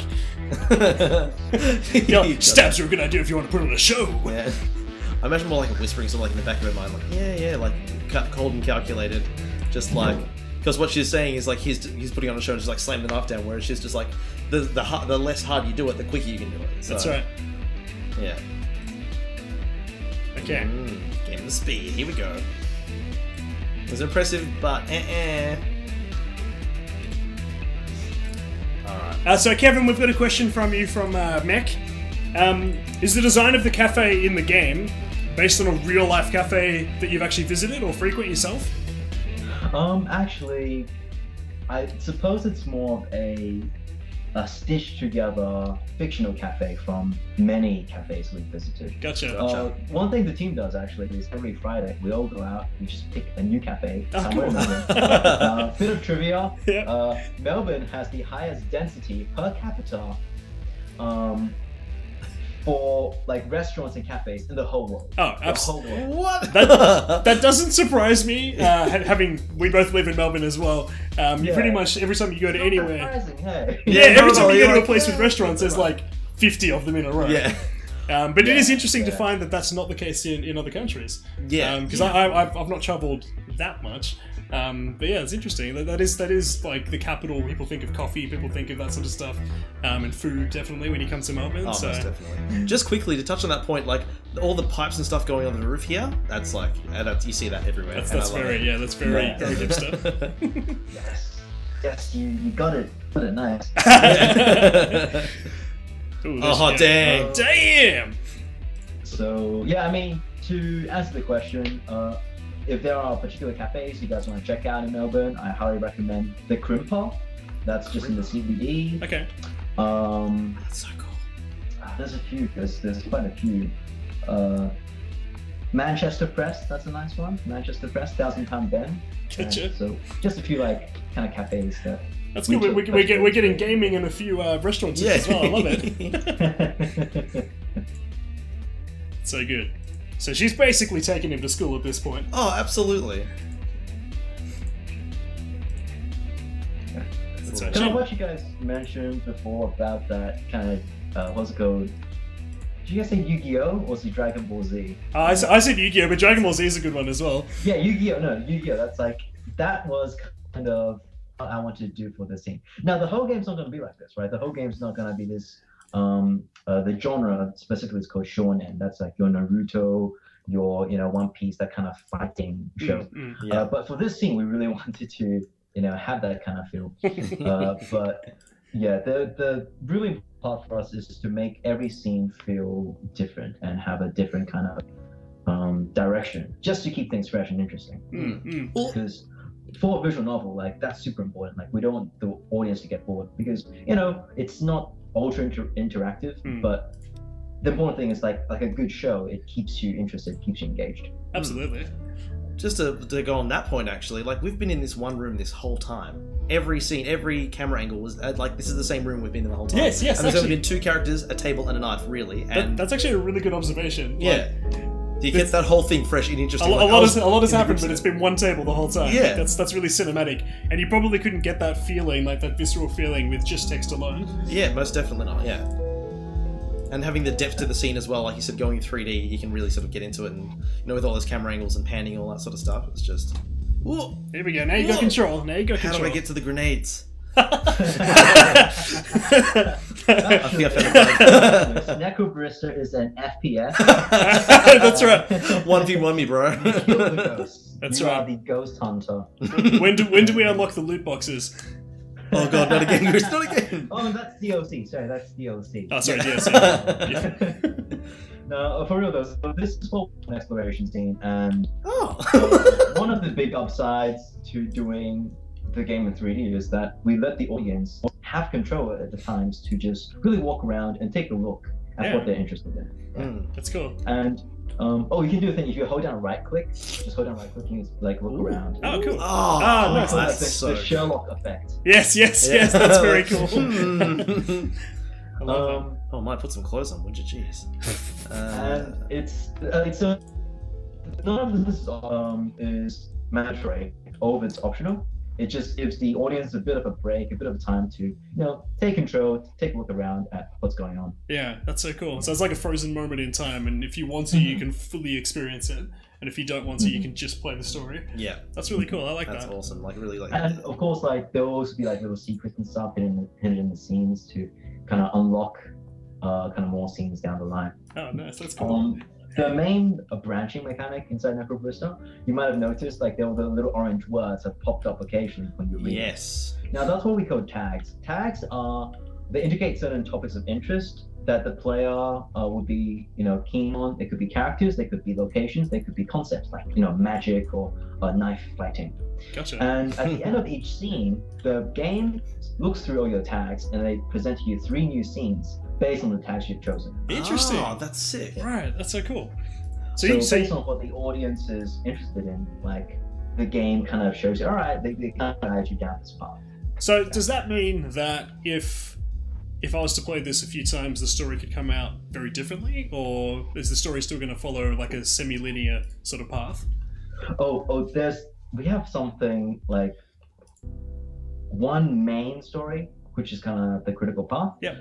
3 side stories, which are so quite long, and a bunch of little vignettes. Gotcha. And the game will always start and end with the main story. Yeah.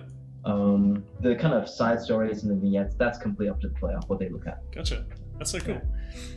What do you need to do now, man? Have you worked out? I'm not sure, but I'm just loving it. So, read it all. This part, if you just kind of look back to the entrance, there's like a little crate. Well, that makes sense. That makes sense. I love the world building. Like, I just read about salt. Like, I know what salt is, but I was still enthralled. I want to know what it was about. Like, it's just so good. That's great. Oh man, no one's ever articulated salt in such a way before. See, those are the tags right there. Yeah. That's so cool. Oh, that's so cool. Yeah, I just want to keep playing this for a bit longer if I could. Of course you can. Alright, so it's just lost 2 hours of his 3 hours left in the world.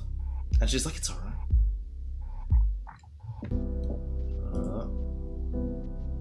Sorry if we're not talking, we're just enjoying the game. Yeah. I guess it's hard to talk and read at the same. Yes. Yeah. Yes, our brains aren't fully developed, as we found out recently. For me, it's hard to breathe and read at the same time. So I'm listening to the every now and again, like, you know what's going on. That's fantastic.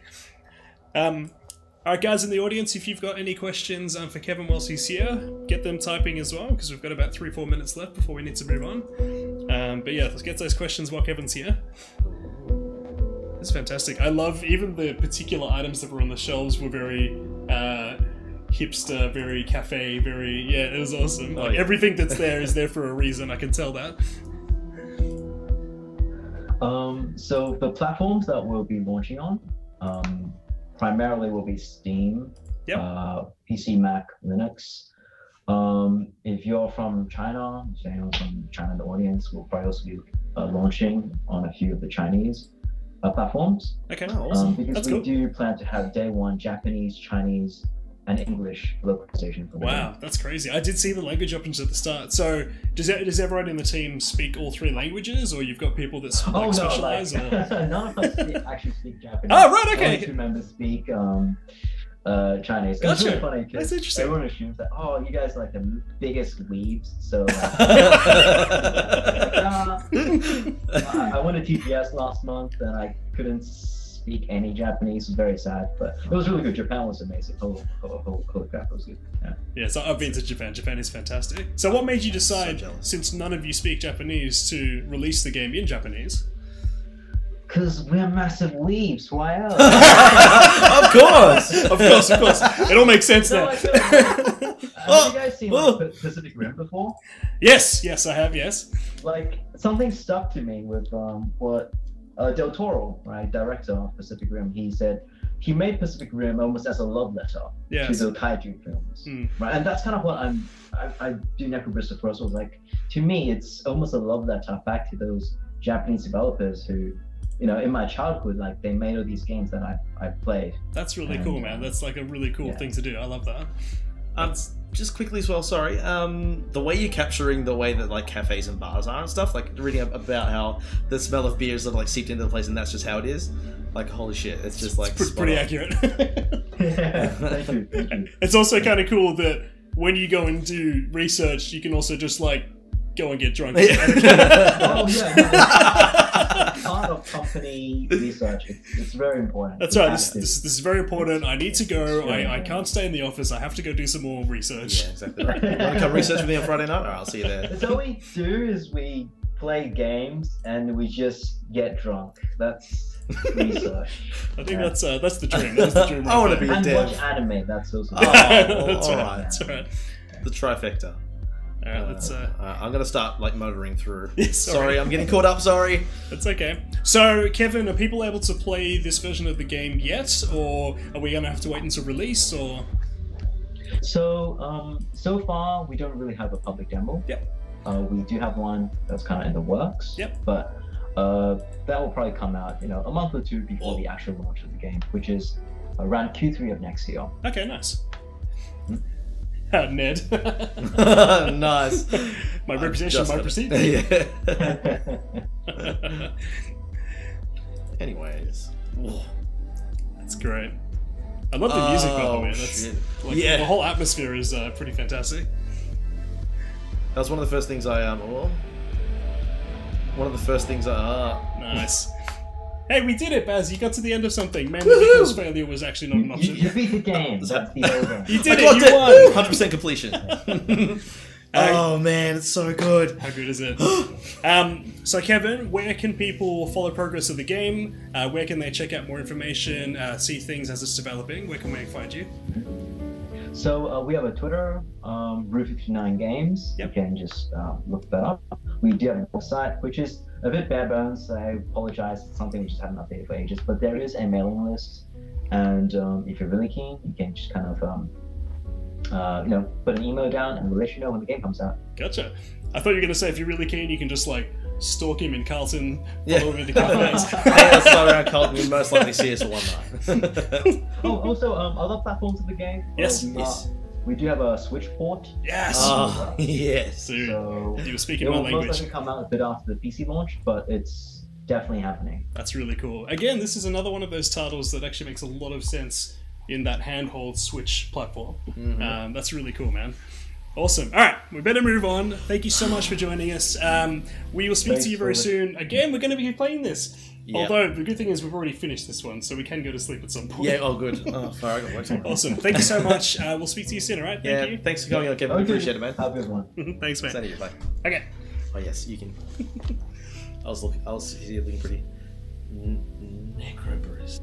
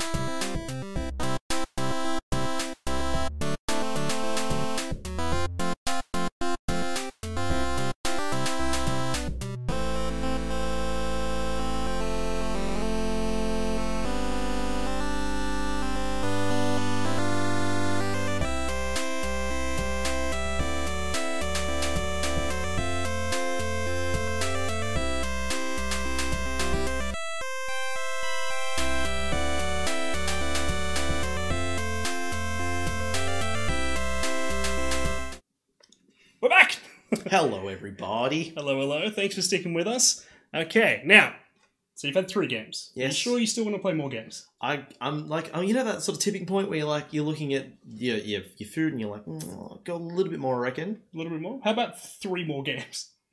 Put it in me. Alright, that's kind of disturbing, actually. Well, let's check out this game. On that amazing note. Okay, so we have Powerhoof with us, creators of Crawl, a game that we've covered on the show before, which is amazing.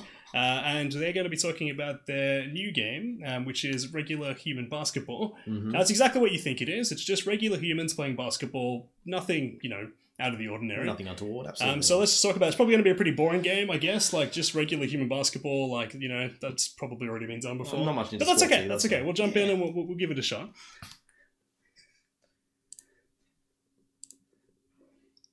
Well, hello. Hello, Dave. Let's make you a little bit bigger. Hey, there it is. bit of equality. There you go. Welcome. Good. Okay, so we're gonna quickly jump into the game. So for people that haven't heard of Powerhoof before, what are you guys all about, and what's regular human basketball all about? We're like a 2-man team from Melbourne. Just me and friend Barney. Been working together as Powerhoof for a few years, but we've kind of been working on and off together at different studios in Melbourne for about 10 years. Wow. And regular human basketball is like a game we came up with for a little game jam we're having, where we wanted to make something fun to play with some friends and bring over to have a party. And the idea is you're these little critters and you jump around inside a giant death machine and try and play some basketball. Oh, good. So just standard basketball then. Yeah, as it says just on the regular kind of thing. Yeah. That's crazy. To be honest, when we played Crawl for the first time, there's absolutely no way we would have guessed that you were just a 2-person team. Yeah, it's pretty ridiculous what you've been able to accomplish with just 2 people. Like, that's crazy. Not to not to gush too much. We really do like that game. Thanks. Yeah, this is a much smaller game. It's nice doing a much more condensed title after Crawl, which was a big sprawling thing. Yeah, absolutely. So, sure. You've done a lot of game jams before, haven't you? This is yeah. And so we've been doing more and more recently, actually. Yeah. Oh, really? Well, since Crawl finished, we've had a bit more time to be like, we can relax, and or at least since Crawl was sort of getting towards the end of early access and stuff. Yeah, had more time like in the last couple of years to be like, okay, let's do lots of game jams, and that's crazy. It's been really fun. So what made you choose this game out of all of the game jams that you've done to continue? Well, actually, this was one I prototyped. Probably one of the early game jams we did when we were first doing Crawl as well. So they both came out of pretty much the same game jam. The players are just doing some final warm-up. I must say the shooters are looking I think it was fine something form that tonight. we played it was fun, and then I kind of left it for a couple of years, and then came back to it after just bringing it out randomly to show someone, and then enjoying playing it a lot more with them. And they weren't really a big gamer or anything, so it was kind of cool seeing them get into a game. A lot more than, I guess, with Crawl, where it's quite a complex game for someone who doesn't play games. So absolutely, that was really cool. And then after that, I kind of showed more people and was like, oh yeah, maybe I should do something with this. And then we released a free version, which you can get still. And that's, we sort of spent a couple more weeks polishing that up and put that out for free. And then wrapped up Crawl, at least, for now. And decided we'll do a bit more of the new game. So, oh, sorry. It's going bad. I don't know what you're talking about. This is amazing. Oh my gosh. Yeah. So wrapped up Crawling for a little bit at least, having a break from that, and thought, okay, let's spend a bit more time on this and stick it up on Steam. We'll try and get it ready for early next year. And it's been fun doing a project which is much smaller and being like, we don't have to add heaps, it's already fun. It can just be a little party starter for people who want to have a little bit of game, a few matches of regular basketball when they're having a few friends over or whatever. Absolutely. Yeah. So is that something that you guys want to continue with? Like Crawl's a bit of a party game. This is a party game as well. Is that sort of a genre that you guys have kind of tapped into, or? It's kind of weird, yeah. Not necessarily. I think after this we'll do something more single playery. Okay, nice. Barney's really keen on doing a kind of tight combat thing. I'd really like to do a narrative-y kind of thing, like an adventure game or something like that. Right, cool. Okay.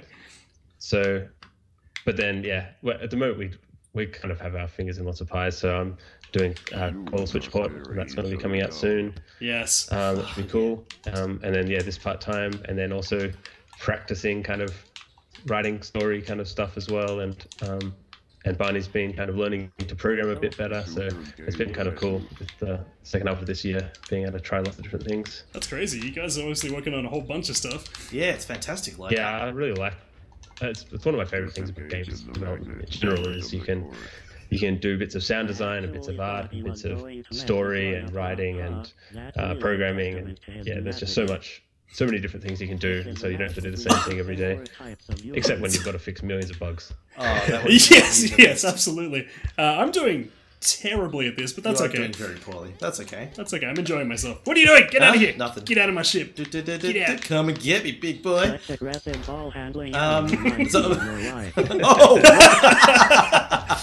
Oh man, this is so much fun. Holy shit. This is ridiculous. So people can actually download the Game Jam build right now, can't they? Mm-hmm. Yeah. That's awesome. Yeah, so that's if you can go to regularhumanbasketball.com, and there's a link to it from there. Nice. And then hopefully it'll be coming out on Steam pretty early next year, with like online multiplayer and new modes or new maps at least, and we'll see what else we put in. We're trying to keep it pretty simple. Like we're not trying to go overboard with the features and stuff. And we'll put it out and we'll see how it goes from there, I think.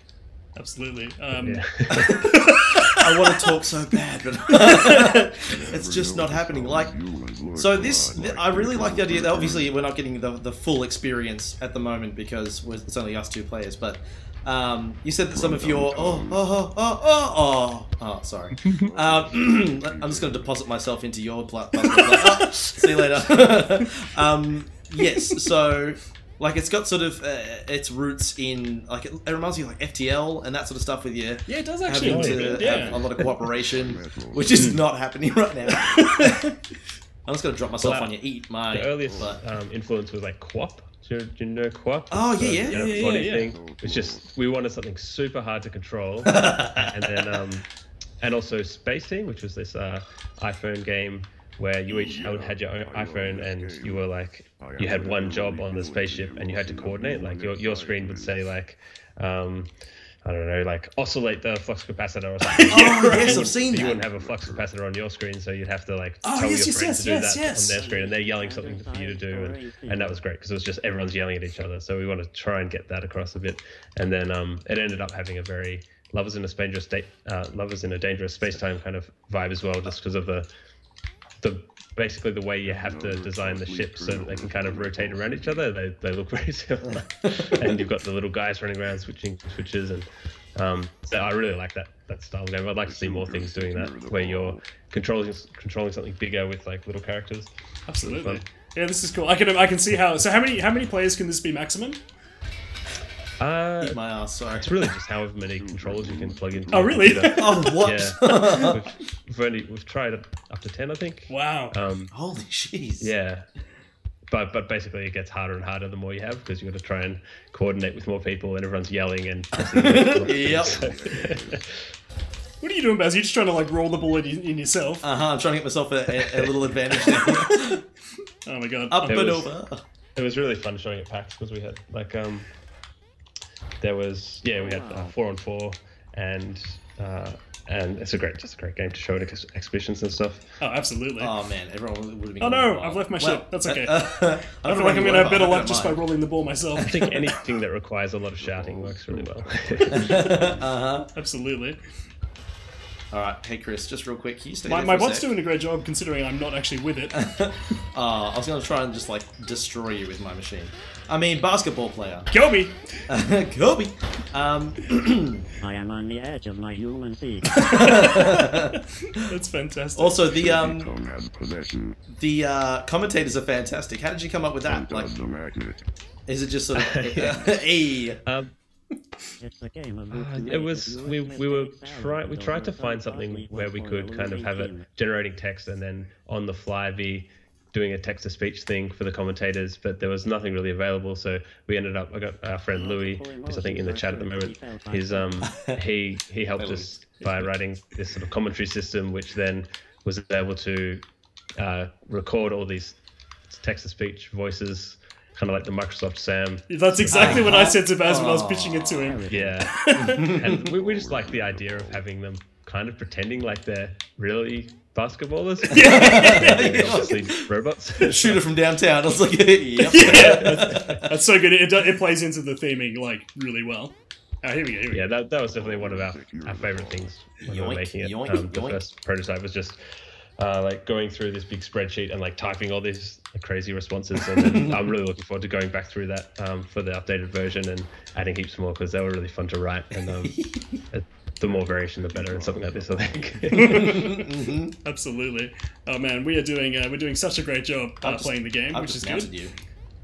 I'm gonna give Archeo. I think I'm winning because you scored an own goal. Whoops! Oh, why does it not surprise me in the least? Wait, whose ship am I in now? I'm in your ship. What? No, you're not. You're in your own shit. Christopher, please. Oh, I'm going to try and board you. Nah, it's not going to work. I'm just going to roll myself. Oh, no. Oh, what have you done? Oh, lordy. The other way. The other way. Thank you very much, commentator. Here Magnet Man. we go. Yes! Oh, Nicely done. Thank you. That's the first time I've done something that actually made sense to me. Oh, just watch the replay. Good job, Sporting Unit 001. Yeah, he's my You've never let me down. Oh my gosh. So, what's different in the game from what you're getting in the Game Jam version and what you get in the final Steam version? Like, what are you adding to the game? There's going to be more arenas and online multiplayer, which I'm playing around with. Should be interesting. That'll be awesome. Yeah, they're the two biggest things. The rest of it's just like lots of other little tweaks. Yeah, new music. Yeah, just more stuff. But the core of the game. I love the idea of online multiplayer. The whole like lack of being physically there would make it like that much more difficult. What are you doing? Yeah. What are you doing? It's going to be interesting to see how it actually works. And of course, you're going to get the one guy who doesn't have a microphone, just typing like, "Hey guys." Yeah, totally. There's always that one guy. It's usually me, not even kidding. It was interesting seeing people who are coming back at PAX who were getting a bit better at it, because they'd start to kind of not have to talk to each other and just know what each other's doing, which is really good. I hadn't actually seen that before, because when we've played it, it's just been at random nights, and no one knows what they're doing. Yeah. Seeing people like, oh yeah, people can actually kind of work out what they're doing. That's so good. Yeah, it'll be interesting seeing it become the new big esport. Yeah. Why the hell not? I stole your robot and then scored with your robot. Yes, you certainly did. That's so cool that you can even do that. Oh, that's one of my favorite things about this, just being able to like jump into someone else's contraption, basketballer, and just do stuff like, Hey, get out of it! What are you doing? Huh? Nothing. I'll see you later, though. That's what you get. That is what you get. You brought this on yourself. Oh, okay, what have you done to me? Excuse me. So is this the only project that you're working on at the moment, or you've got another game, cheeky, sneaky game? Yeah, still working on Crawl. It's going to come out on Switch soon. Yes. But yeah, that's nothing else we've really got very far on. So this is the main thing. Good. It's so good. That's So how did you go getting? Do you have any tips for us? Because obviously we're doing a great job. Killing it. I think you're doing pretty well. Like this looks like high level gameplay. I figured out. I'm doing an amazing jump right now. Oh yeah. I think the trick is to get the ball and put it in the net. Oh, okay. Whoa, right. That's what I wasn't doing before. Yeah. Yeah, a lot of people don't get that. Hey, I might actually have this. Rocket propelled. No, he's way further away. Rocket propelled like land. Okay, we need to travel. We need to stop moving. What are you doing? Nothing. What are you doing? What are you doing? What are you up to? So how'd you go porting Crawl over to the Switch? Like that's friggin' awesome. But like, yeah, it's been good. Yeah. Yeah, just I was able to do it myself, and it wasn't too painful. Like, You did it yourself. I've done some like previous console generation-y stuff, and it's been a lot harder. Just all the requirements they make you go through, whereas nowadays they're a lot nicer with that stuff. All the consoles are really, which is nice, and they're a lot friendlier to indies when you just want to email them and say, hey, help me with this thing, they'll help you out. Oh, really? That's awesome. You used to have to be a big publisher for them to talk to you. Oh, wow. Yeah, that's right. I always remembered hearing that, like, back in the day, indies pretty much had to choose one platform because it was way too difficult to try and move across to another platform. Oh, far out. Just, like, completely different engines, completely different complexities, all that sort of stuff. Yeah. Using Unity's been awesome because someone's already done the work already, and then there's already something there for you to use. So getting a game running on a platform's relatively easy. It's then just all the management and fixing bugs and stuff, and all the little tweaks you have to make to a game. So it does take up a long time, but it's not no huge roadblock. Basically, it's nothing too hard to overcome. Yeah, it ain't no thing. I guess like I could do it. Yes. Did we both win? Oh, there you go. It takes time, and you probably annoy them a lot more by asking lots of questions. Hey guys, can you just do all of this for me? Yeah. How do I program the game? That's right. Can you just help me make this thing? Yeah, hey guys, I got this really great game. It's not made yet, but hey, it's a really great game. Let me tell you about it. So, how do you feel when you watch someone else play your game? Like, how are you feeling right now? It's like frustrating. Definitely, this sort of game is really good. The hardest games, I've made some adventure games before, little game jammy sized ones, and they're hard to watch people playing because you see them almost solving a puzzle but not quite getting it. Oh, that was so frustrating. You're kind of cringing. You're like, oh, just use so this, this thing. Oh, it's so easy. You would hate me. Yeah, and even Crawl was really fun to watch, but it was a big game. We put so much time into it, and so there was because it had a big scope. There was so much stuff we just kept wanting to add, and so every time we watched someone play, it's like, oh, I want to fix this, I want to add this, and we knew we can't do everything. We've got to yeah, that's it. We've got to choose which battles we fight, basically. Yeah. That's Whereas this is like, this is just dumb and funny. Yeah, exactly. Exactly. Just like, oh, that's cool. Oh my gosh! All right, one more shots, and then we'll leave it at that. Yeah. Get some questions in. I was going to say, do we have any questions? Questions from the crowd? I can't check. I'm too busy playing regular basketball. I'm just going to take off into space for a bit. Platforms. This would be on PC, Mac, and Linux. Just on Steam, at least initially. Yeah, that's it for now. We'll see how it goes. Nice. Oh no, what have I done? Yeah, no, Chris, you've done something. I'm doing a great job, I think. Well, my rockets are just going all around in circles, so I don't really know what I'm doing. It's okay. Don't even worry about it. Damn it, I can't jump over you this time. Uh-huh. You've worked it out. My defense is impenetrable.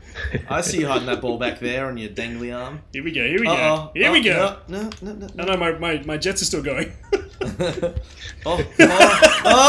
is down. Ref, can you call foul, please? Thank you. Oh my gosh. I wonder if I can just push this out. It'd be cool to play as a person that's not on either team, that just jumps in and kind of just sabotages. Oh, yeah. Play the kingmaker and just be like, you know what, you're doing too well. Like you can't actually take him out of your ship.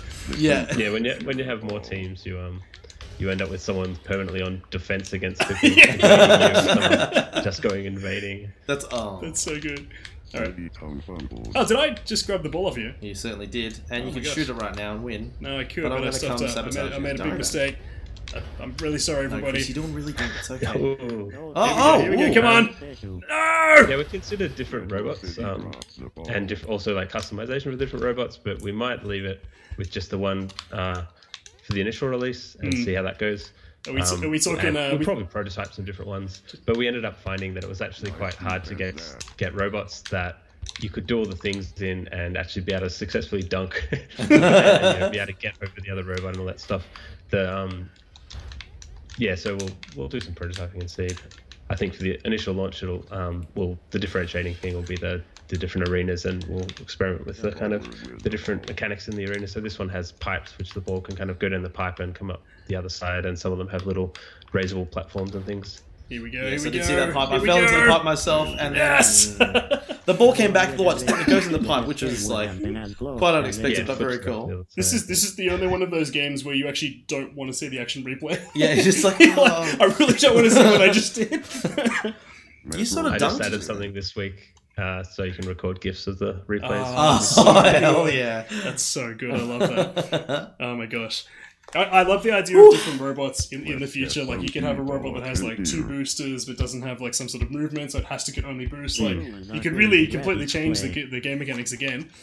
Although I can't even work out what I'm doing now, but... Yeah, exactly. I like the idea of having it as considering different sports as well. Like, for a little while, I was like, maybe this updated version would be like regular human sports, and then have a bunch of different ones.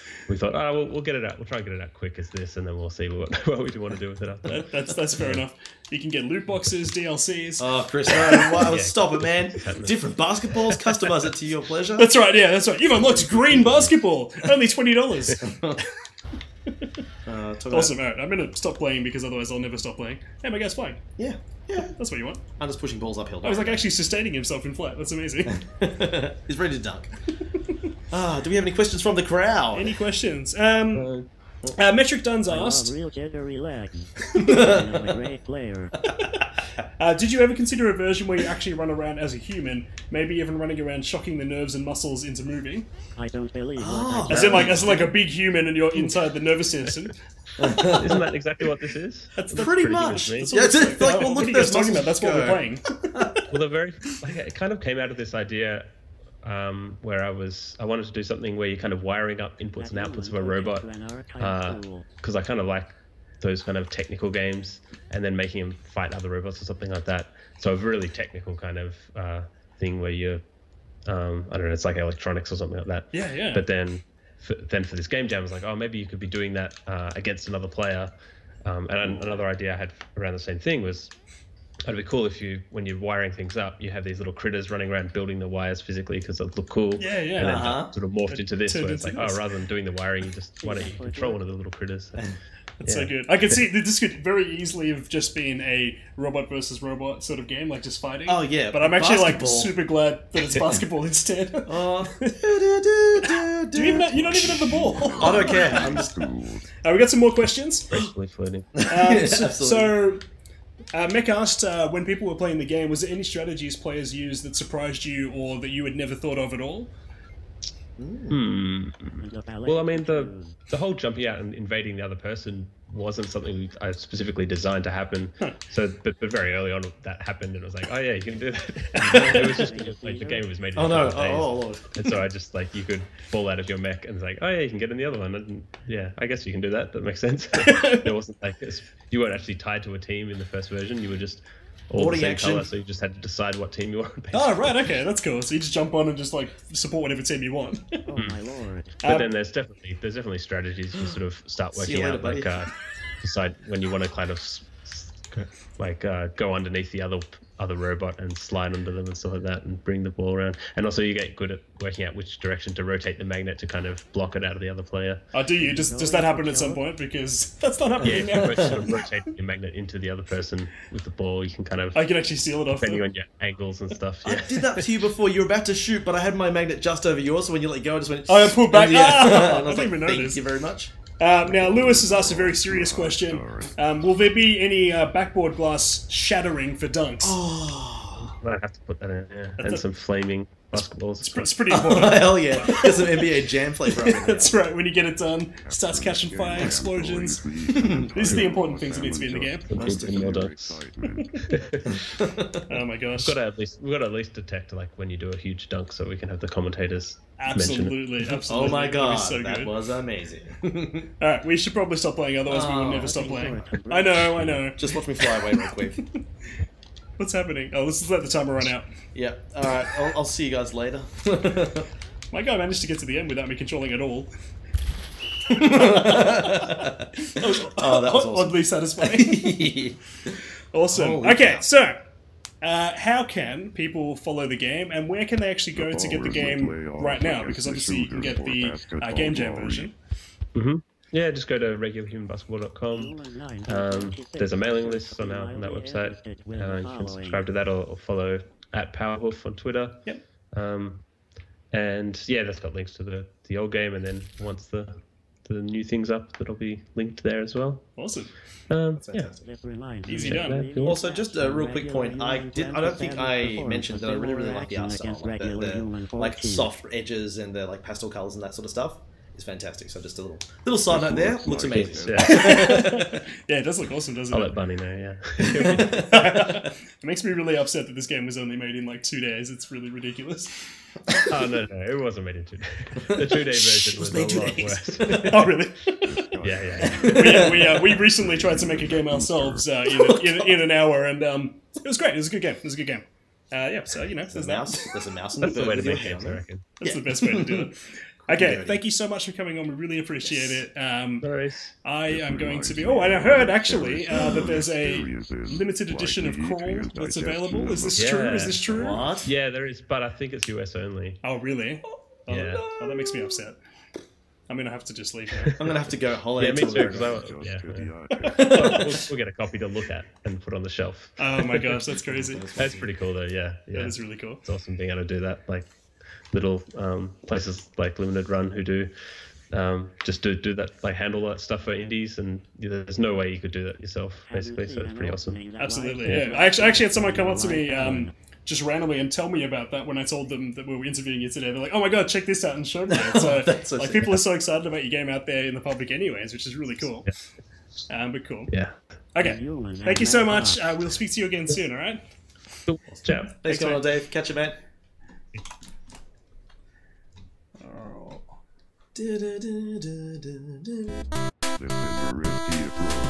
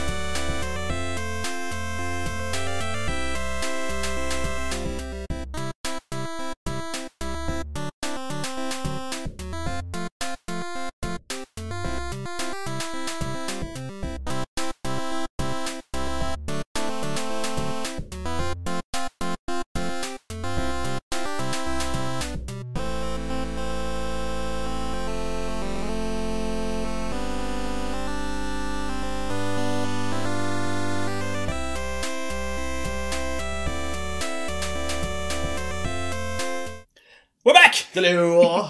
Welcome. Okay, mate, you've had your fill of games by now for sure. Yeah, I'm feeling a little bit like a little bit. You don't want woozy any more from games? No more? Chris, of course I want more. Do you want 2 more games? Just 2 more. Come on, you can do it. Can you give me... No, 2's good. Okay, 2's good. Okay, good. Yeah. Awesome. Okay, so we have Mr. Cheese. I'm going to call him Mr. Cheese. I don't know if he prefers to be called Mr. Cheese. And we've got him on mute, so he can't tell us either. We have Cheese. We have Cheese with us, who is working on a very interesting game called Winter's Wake. Now, this is based off an engine that he is also developing, which we really want to talk to him about. And while we were doing a bit of research on Cheese, we found that he's also worked on like 10 million other things, usually simultaneously from what we can tell. So without further ado, let's jump in and meet the man. Let's press this buddy, blah, there, blah, blah, there it is. Hello. Welcome. Hello. Hey, Cheese, thanks for coming on. Yes, thanks for us having you. Absolutely. All right, I'm just going to get your game up. Now... Yes. So we might have to... I'll jump out and do it from the other side. Cheese, he's on the ball. He's got it going. He knows what's going on. You've done this before, haven't you? So, whilst we get the game going, what's your quick elevator pitch for the game?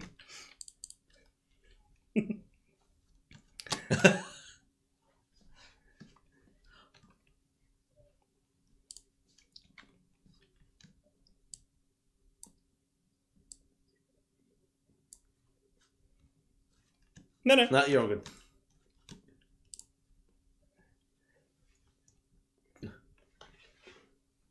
Oh, actually, sorry.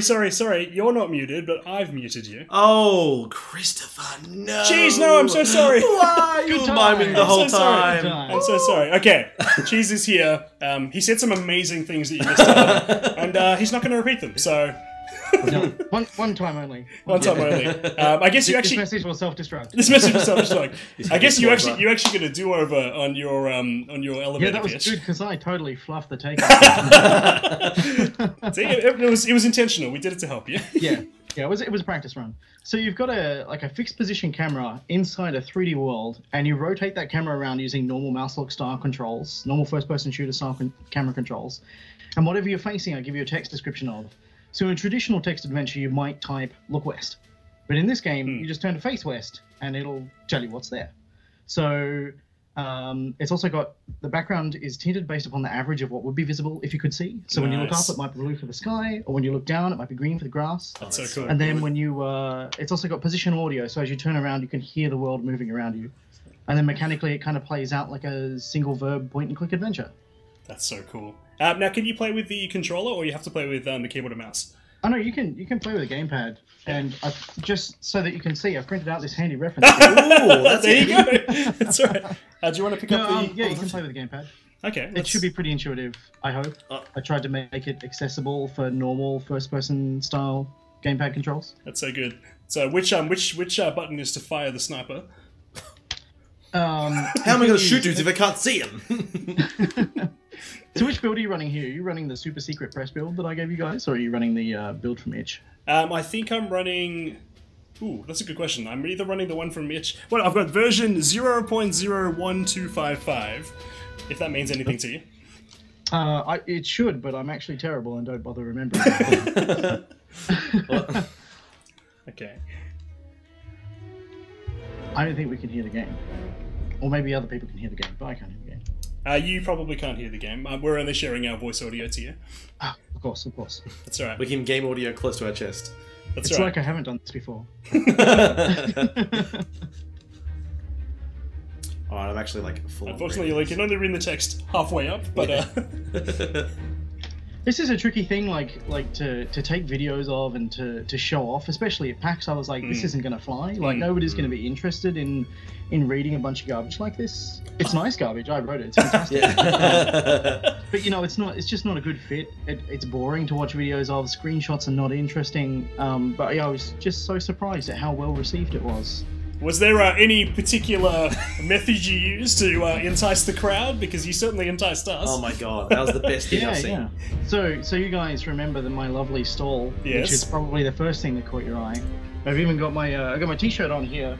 Oh yes! You can read. Oh, It's so good. You PAX see a t-shirt. developer. That's amazing. And yeah, so like everything I did was kind of like push this whole reading thing, and I figured like it was all an attempt to try and make sure that I wasn't attracting people who wouldn't be interested in my game, because I'm kind of like, how much time do I want to spend justifying what it is that I'm doing to people who don't care about it anyway? That's a really So I good was point. like, I'll make it as verbose as possible and get people to bounce off as early as possible. And it turned out that that just coincidentally happened to be what would resonate really, really well with everyone else. So yeah, it turned out really well. And my business cards are kind of the same. I don't know how well. Let me see if I can get this to show up on the autofocus. Actually, yes, that's right. I will bring it up. What? Look at that. You receive a small card for unusual game. That's so cool. Oh man, I love it. I love that it's very, very consistent theming across the whole thing. Like, But I figure like it also gets me off the hook. I started doing it because like I said, I didn't have much practice at explaining it, and it's kind of a weird concept. It's difficult to describe succinctly. So I was like, well, if I tell you that I've described it to you and that you're interested, then I'm off the hook. yeah. I love that. That's so good. That's right. The onus is now on the player to basically decide. That's Right, great. exactly. Yeah, that's great. So you're currently controlling, so you're moving around in a 3D space. So do you kind of feel that as you're moving around, you can see where you kind of can see where you're going in a way? A little bit.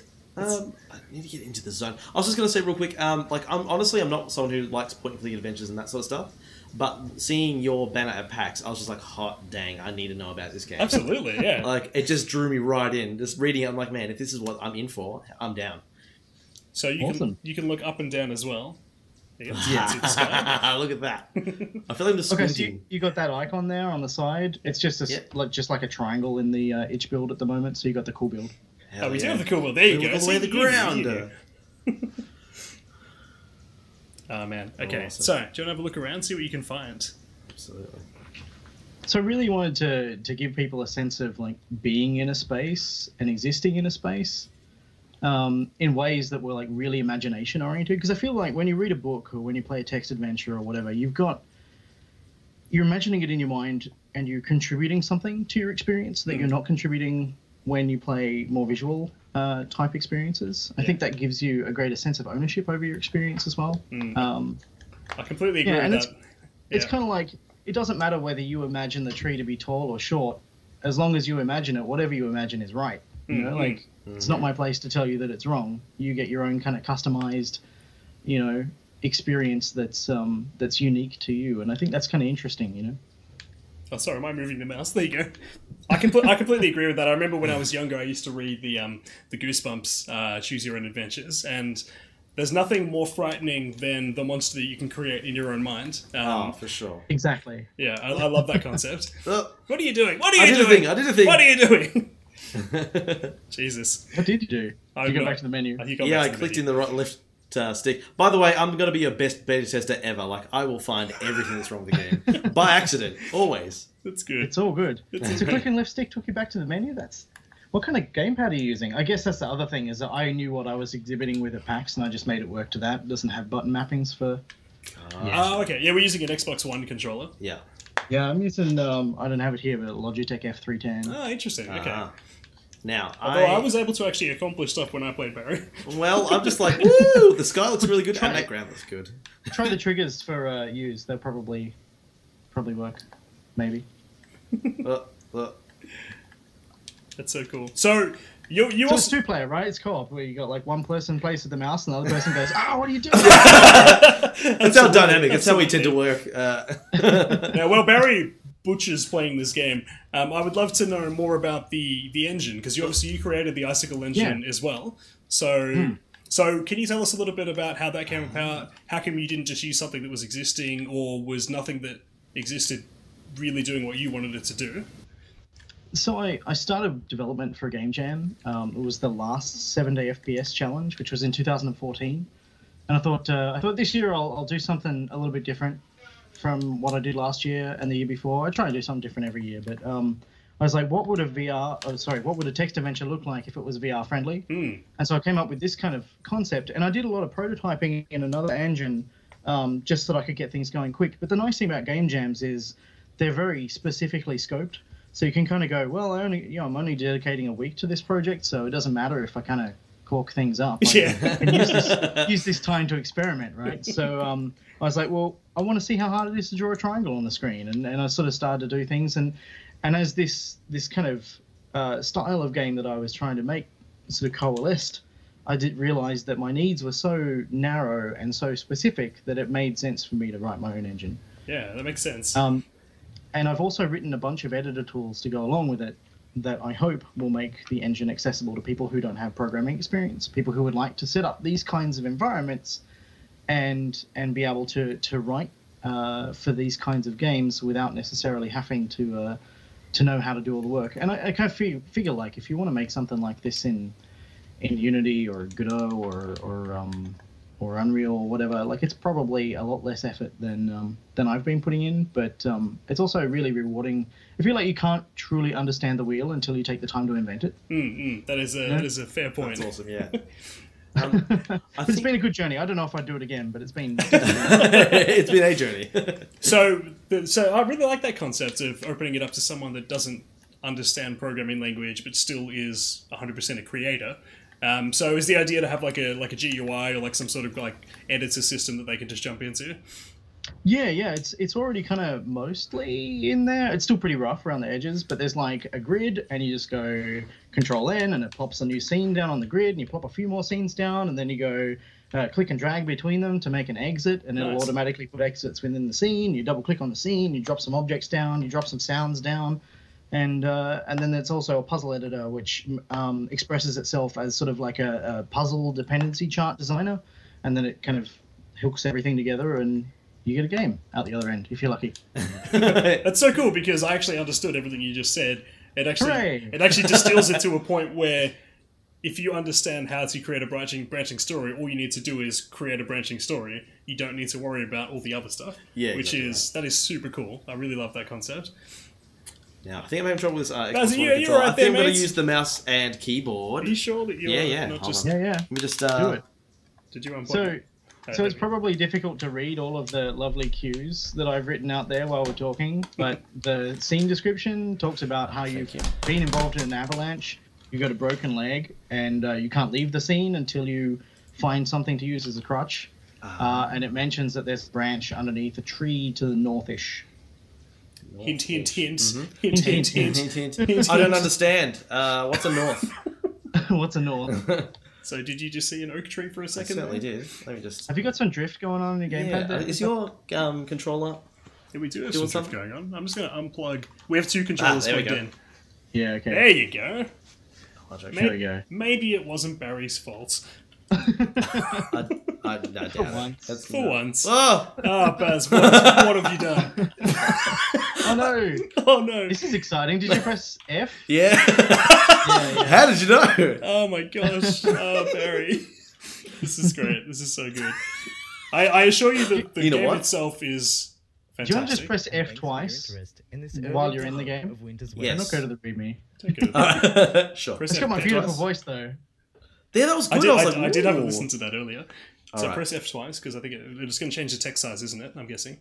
Yeah, I think it would when you're in the game. But when you go to the README, it loses track of where you are in that build. It's something that I have fixed up. Gotcha. That's okay. Barry's achieved nothing so far. So. Yeah, exactly right. We get nothing of value is lost. There you go. All right, awesome. All right, so when you see a little icon in the bottom right, you can interact with something. Yeah. Gotcha. So maybe you could look...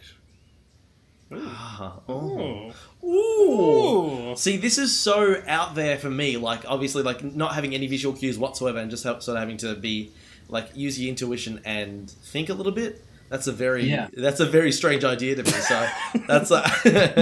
Did you pick up? It takes a bit of getting used to as well. Like, I feel like I can describe it for an hour, and then people sit down, and after 10 minutes, they go, "Oh wow, I get it." Yeah. It is interesting. It is one. I agree with you that it must be difficult to talk to someone about because you really do need to sit in front of it and actually give it a shot. Even a video, I don't think would really do it justice. Yeah. A video is a pretty tough sell. I think I shot myself in the foot by making a game that's not really like any other games. I can't say it's like Myst without also saying it's nothing like Myst, or I can't say that it's like The Hitchhiker's Guide to the Galaxy without also saying it's nothing like The Hitchhiker's Guide. That's right. Guys, you I made went it somewhere. I'm somewhere. so proud of you. I'm so Woo! proud of you. Listen to those lovely footsteps. See, so it's crunchy, sounded Ella great. Poppet on the chat has said Barry and thinking don't go well together. See, he knows what's up. That's pretty accurate. And actually, guys on the chat, I know there's quite a few of you there. If you have any questions for Cheese, type them up and we'll ask them to him as well, because I know he has a lot of interesting things to talk about. So, Cheese, I want to ask you, because I did a bit of research into all the other stuff you're working on as well. So, apart from this, what are your... You're not going to make me list everything, are you? I'm not going to make you list them all. Okay, good, because we don't have time for that. We don't have time for that. What's your primary projects other than Winter's Wake that you're working on? Like the primary stuff. Okay, so I would say that Winter's Wake right now is my primary personal project as like a game developer. I'm also the thing that's eating up the most amount of time right now is I'm doing some contracting with Defiant Development, who just released Hand of Fate 2. Yes, I saw that. And that is that's pretty full on. Doing some very long days on that, but that should quieten down over the coming week, which can be a lot of fun. I recently shipped the Linux port of Full Throttle Remastered, which was cool. But I don't know what's recent. I mean, that was August, I think. I don't know. Time and I have a really interesting relationship. I can imagine.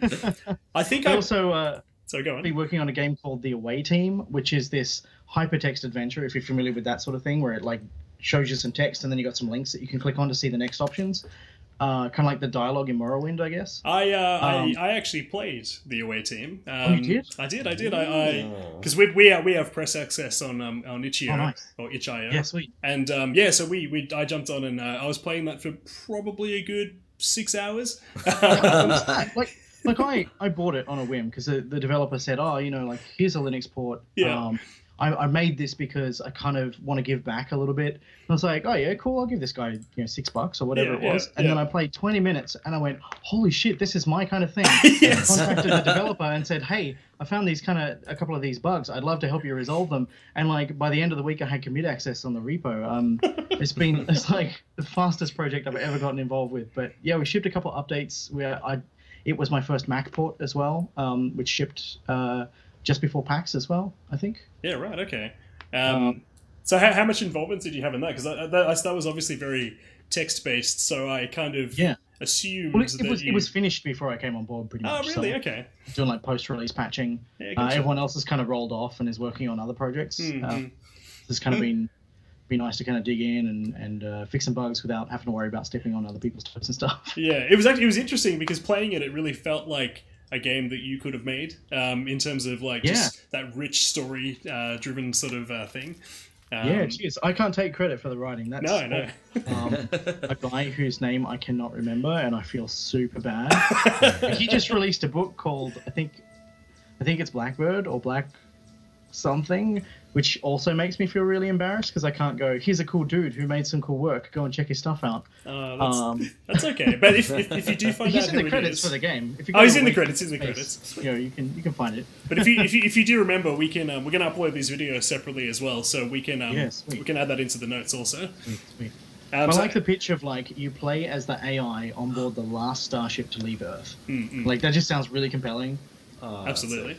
All right, but I want to talk about your stuff. Yes, sorry. So I'm also working on a 64 by 64 pixel space exploration trading combat game called Hidden Star.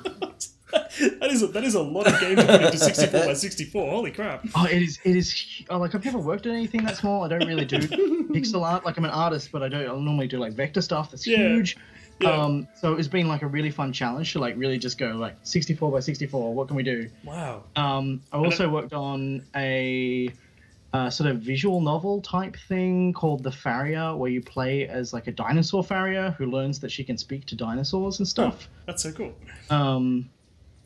I just like so many different little things, and I made like a first-person ice skating combat game where you alternate between A and D to move forward. So you're like skating. I saw that as well. Cool. Oh my gosh, I love that.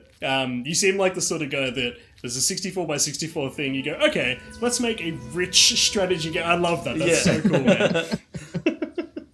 Hey, Ella Poppet has said, I asked if anyone had any questions, and Ella Poppet has said, honestly, I'm just engrossed in the concept. It's an entirely new idea, which is awesome. Yes.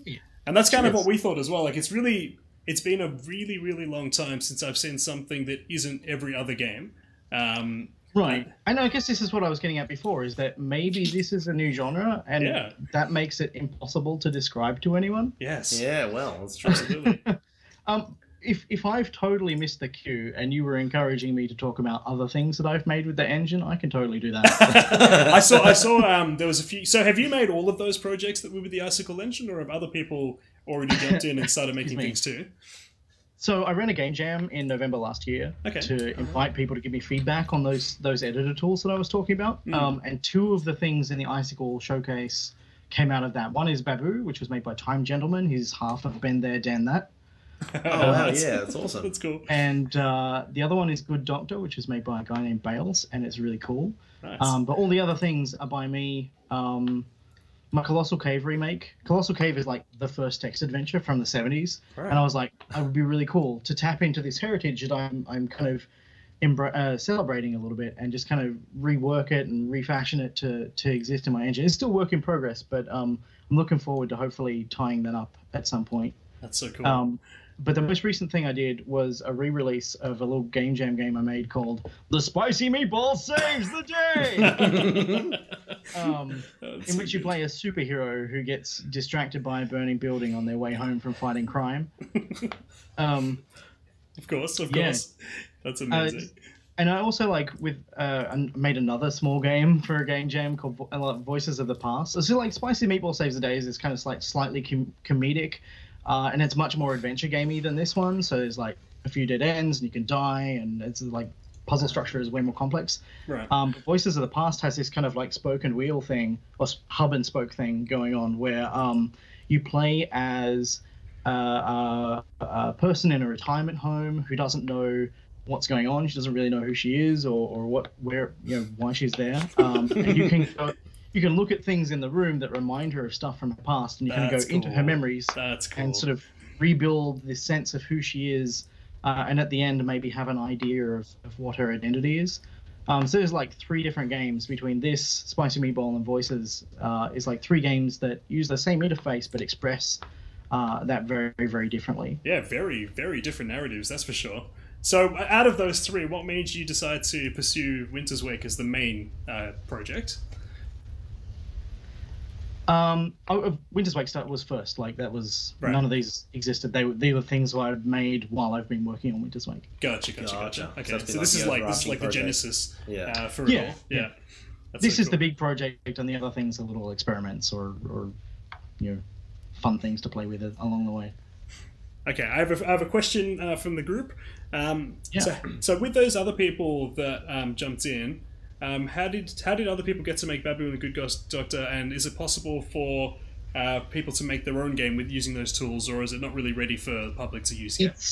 I want to make sure that it has a good first impression for people who want to actually like properly use it. But for anyone who's like interested in helping out with giving feedback on like to give an idea, it doesn't have like mouse caret selection. You can't click in the middle of the text and start typing. You've got to use the cursor keys to move the cursor around to where you want to type. Like it's that kind of stuff. So like you can't just sit down and feel like it's a good tool to use. Like it's got a lot of rough edges, and those things are things I'm definitely going to address. They're just lower priority than other things that I need to deal with first. So for anybody who's interested in that kind of thing, they can send me an email to like contact@icicle-engine.org. Nice. And next time I am looking for feedback, I will reach out to people and see who's keen. Well, there you go, Frederick. You might have a bit of an in there. Now, Metric Dunn just said, I just want to thank Cheese for taking the chance and trying something genuinely original. His curiosity is piked. That's super cool. I'm very flattered by that, but I really feel that and I had this thing with Flat as well, is that people going, oh wow, it's so innovative to have like this like ice skating combat thing that's like got 2D sprite first person things like Wolfenstein 3D and has movement mechanics based upon like Epic's winter games that I used to play on the Amiga. Like they're clearly iterations on things that I used to appreciate. I feel like it's very difficult for me to call this original, both from a technical perspective and a like a storytelling perspective. I'm leaning very heavily on things that influenced me in the past. I'm combining them in interesting ways. But yeah, it's difficult for me as a creator to see them as original because they are so much a part of the things that have touched and inspired me over the course of my life. I completely agree with all of that, but at the same time, don't sell yourself short. You've taken something and made something genuinely new, and that is genuinely really cool. And that's why we wanted to get you on. We wanted people to see this, and I think having this played, although by Barry is not the best thing, is a really cool way for people to actually see what the experience is like to play it. Hey, if you're already in the healer's place, you're doing great. Oh, you're doing well, Baz. There you Thank go. you very much, Cheese. Appreciate it. Did you skip any stones on the lake while you were there? I wasn't watching. Did you skip any stones? Oh man, because I saw the bell, and I saw that it's like there's a guy sleeping above the bell, and like he's not awake yet, even though you call out. And I'm like, all right, I'm gonna need something to hit that bell. Went to the lake, and it's like I looked down and saw a pebble. And I'm like, and instead of being like, I'm gonna take some time to myself and skip a pebble, I'm just like, ha ha, don't hit the bell. Yes. I get to throw rocks at things. Yeah. So unfortunately, since you didn't skip the pebbles, you will get killed. I'll get the bad ending. Yeah, no, that's a fair call. Oh, that's not true. That's not true. Now, one last question, and we'll have to let you go, Cheese. So Frederick's just asking, how much will be the game? Let me try that again in English. How much will the game be, and when are you looking at getting it completed? Or do you not know yet? So I'm a solo dev, right? And that means if I get sick, or if I need sleep, or if I need a break, or anything, like everything slows down. There's no one else who's going to pick up the slack. So when Defiant said, hey, you want to help us out with launch stuff? Because we could really appreciate it. And I was like, all right, well, I'll do that. So prior to that happening, my plan was, let's work as though we're going to ship this year, whether we do or not. And right now I'm feeling like that's less and less likely. Sure. So sometime early next year. And there was a question about price as well. So I'm thinking, again, haven't really locked anything in, but I'm thinking around the $10 mark. Okay, I think that's completely fair.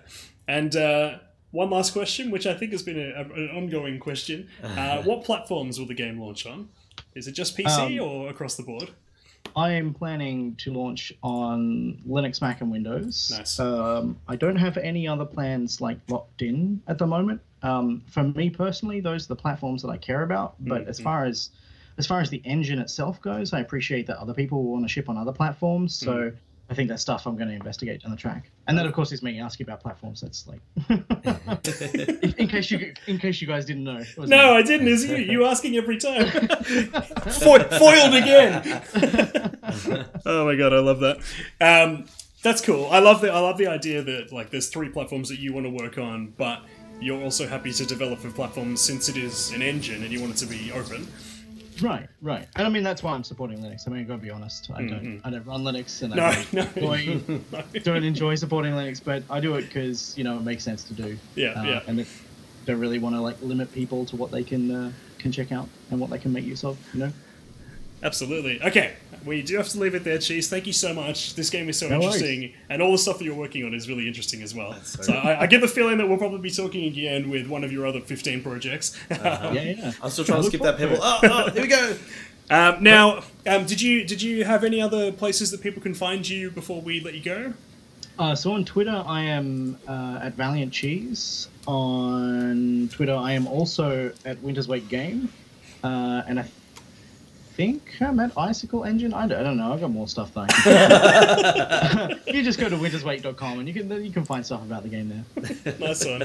Awesome. Thank you so much, mate. We'll speak to you soon. Have a good rest of the night, all right? Thanks for joining us, Cheese. No worries. Have a good one. Thanks, man. Same to you. Catch you, mate. Bye. Bye. Bye.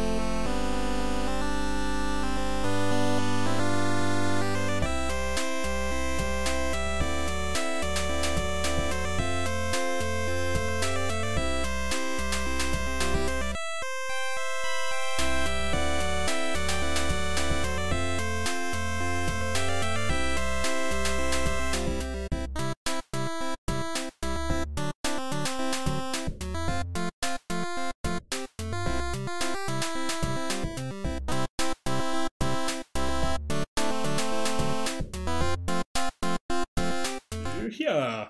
Now here. Hello. Hey. There we go.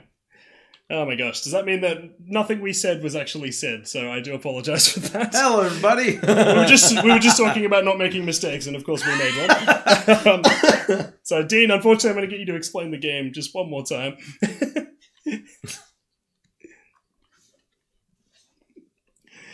And that is it's okay. That's all you need to know. That's all you need to know. All right, so we are going to give this a shot. Bear with me.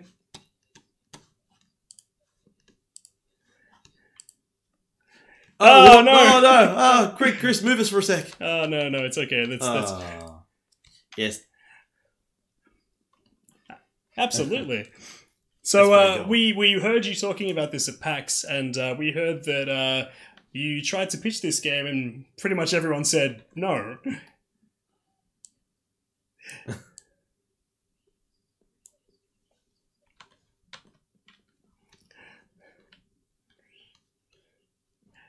Oh my god. So, can you guys hear me okay? Yes, you're on. You're on now. Oh my god, this is what happens when it's late in the day. Yeah. So my friend was yelling at me. Like, hey, I'm so sorry. We did it again. Okay, wait. So you can hear me now? We can hear you. Yes, we can hear you. We are good to go. Should I explain the game again? It's going to take you a little while, but yes, please. Sorry. Okay, so this is Sneaker. It's the first person stealth game where your weapons are your shoes. It's so good. We got it. It's the third time. There it is. Third time. Lucky. First time for the live stream. I was gonna say I explained it once for each shoe in this game. That's not true anymore. That's not true anymore. But yeah. So what was I saying about? Oh yes. So we started making this as a student game. For the 15-week project in the final year of our AIE education, learning to become game developers. And we all had to present it in like a pitch fashion, basically. Right. But there were 6 groups, only 5 could get through. And Sneaker was, actually no, 6 groups, only 4 could get through. And Sneaker was one of the 2 groups that did not make it. So everyone just kind of poo-pooed the game initially. But, you know, even though we'd lost the round of pitches, our professors... They could see we're really serious, and they liked our idea, so they just kind of let us make it anyway. And we went on to actually win best game of our year. That's amazing. That's so good. That's so good. Really, really, really big, like, happy, like, stick it to you guys. Yeah, absolutely. Right. Yeah. It's such a cool thing that, like, you persisted, you weren't discouraged, and you ended up, like, really, really sticking it to them. Absolutely. Really wanted to make this game, man. Still do. Okay, we've got the package. We need to find a way out of the drainage system. Let's do this. I love the speed of the movement. Thank you. Yeah, yes, that's actually really cool. Very hard on this play controller. Yeah. It actually used to be way, way faster. It used to be way faster. It was like Hotline Miami speed, just zooming around the place. Oh, dang. Gotcha, that's amazing. So I can actually rewind back in time as well, can't I? Yes, that's right. That's the other mechanic of this game. You have this trusty tape recorder you can use to rewind time, basically exactly like Brain. As in, you hold down a button, everything goes backwards, you let go, and then everything kicks back into gear. That's so cool. So yeah, it's really useful for you know, in stealth games if you're used to quick saving and quick loading constantly because you make a mistake or you round a corner and there's just a guard there that you had no idea was there. Then instead of having to go back and load and, you know, waste all this time, in Sega you can just hold down R and just go back and give it another go. That's our thinking. That is so cool. Real quick, I really enjoy how quick you go through the piping system. Like, I feel like you just sort of like contort yourself into a snake-like fashion and just slip out. Yeah, vents were really, really boring, so we just turned the speed up to like... That's so good. It's like, get it over and done with. Get out of there. That's Go great. enjoy the game. I love that. I really like the idea behind the rewind mechanic, because I'm absolutely one of those gamers who, like, I'll get turned off a game sometimes because I'll be saving and loading so much just to make sure I've done everything perfectly right, and I just can't be bothered with it. It's like mental, it takes a toll on my mental state, just being like, oh my god. And again, so just holding down the R button and just going back in time, yeah, sorry, I think your audio is cutting out a little bit. You went real quiet for a second there. I'm sorry. That just happens with me sometimes, my bad. Okay, that's all good. Okay. And the art style's fantastic too. Thank you. Yeah, artists have been working really, really hard on this. because we started off as just 2 people, just one programmer, 1 artist, and the artist was working on it part-time, so like after we brought some more people in, and the art style of the game just kind of came out of the mechanics and like the gameplay of the stuff that we already had. So yeah, I'm really, really happy with what my teammates have done with the art style. Oh yeah, really sort of, it's just like oozes character, and it's so cool that it's sort of like, I've got some sneakers! There you go. Your first and only weapon pickup. Yeah, here we go. Now it's. I like how you broke the vento, just like whacking it with your shoe. Absolutely. No worries. I'm just trying to work out what else I can break. Here we go. People's faces, but looks at them. What was that? Uh-oh. Uh-oh. Hold on, do it. It never happened. There. Oh, that's awesome. So is there a limit to how much you can rewind? No. Oh, really? Awesome. Not currently. We're gonna have to put one in eventually, but for the moment, no. We haven't built any levels that are long enough. Or like, because right now I think the longest we've tested is an hour. We've tested playing the game for an hour and then rewinding all that way. And it seems to cost around about 1 gig of data or something like that. Oh, wow. Holy crap. That's crazy. That's incredible. I love that. I imagine this being something like the Forza games, how you can do that sort of instant replay and it gives you up to a certain point, you can go back and then back further and then back further, and there's a limit. Or like maybe just like a bar or something like that, I'm thinking. Is that sort of like what you're thinking? I'm sorry, I can't quite hear you there. Sorry, is this better? Hold on, let me... could you try again? Hello? Nah, I think it's still the same. Really? That's strange. That's strange, just work for a bro. Oh no. Oh dear. Quick, Chris, hold on. Otherwise you're just gonna like lay there for a while. That's right. I just wanted to have a little rest. Is it like an audio clipping thing? Like, are we talking too loud or too softly? Or is it like a Skype thing, you reckon? No, it just goes like quiet and then goes back to normal like every couple of seconds. It's strange, that hasn't happened before. Oh, I don't know. Either way, I'm having fun. Yeah. Okay, cool. I've got confirmation that we sound alright on the stream. Could be that goddamn Skype. Yeah. Boop, boop, boop, boop. Man, so I totally remember you guys now that there's that one guy on your team that was way into this game. Yeah, he was. You guys at PAX. Yep. He was well on board. Awesome. Yeah. He told us about it, I think, last year. Oh my god, I keep dying! Oh wow, nice job. nice job jumping over that box there. Thanks, man. Shit. Oof. Okay, let's try that again. Yeah. Just let it go out a little bit. Yeah, J-Mac was raving about Sneaker, and like he pretty much pitched it to us the way that you pitched it to everyone else, just by like, you know, it's a stealth game where your weapon are your shoes, and we're like, wow, okay, that has got to be good. Damn it, go. So this is the rewind being shown off through its paces for sure. You got it? Yeah. What? No. I think I'm throwing it too far away. Gotcha. Yeah. So you've got to get that sphere that comes out on the walls when you throw your shoe. You've got to get the guard inside that sphere. So you've got to throw your shoe pretty close. Gotcha. I see what I'm doing now. There you go. But he's seen you as well. He's seen me as well. Oh no! Okay, it's pretty clear. Okay. It's okay. I can keep rewinding. So speaking of PAX, how did you guys enjoy it? And like, I can imagine it would have been quite a stressful time and quite full on. I enjoyed the hell out of it. Definitely, it was very full on. 3 whole days of standing and talking to people and showing the game. But it was freaking awesome, man. It's actually my first time in Melbourne as well, so I really enjoyed it. Oh wow! Yeah, I had a good old time. I got a halal snack pack. Oh yes! That was delicious. Enjoy the old HSP. Hell yeah! Yeah, dude.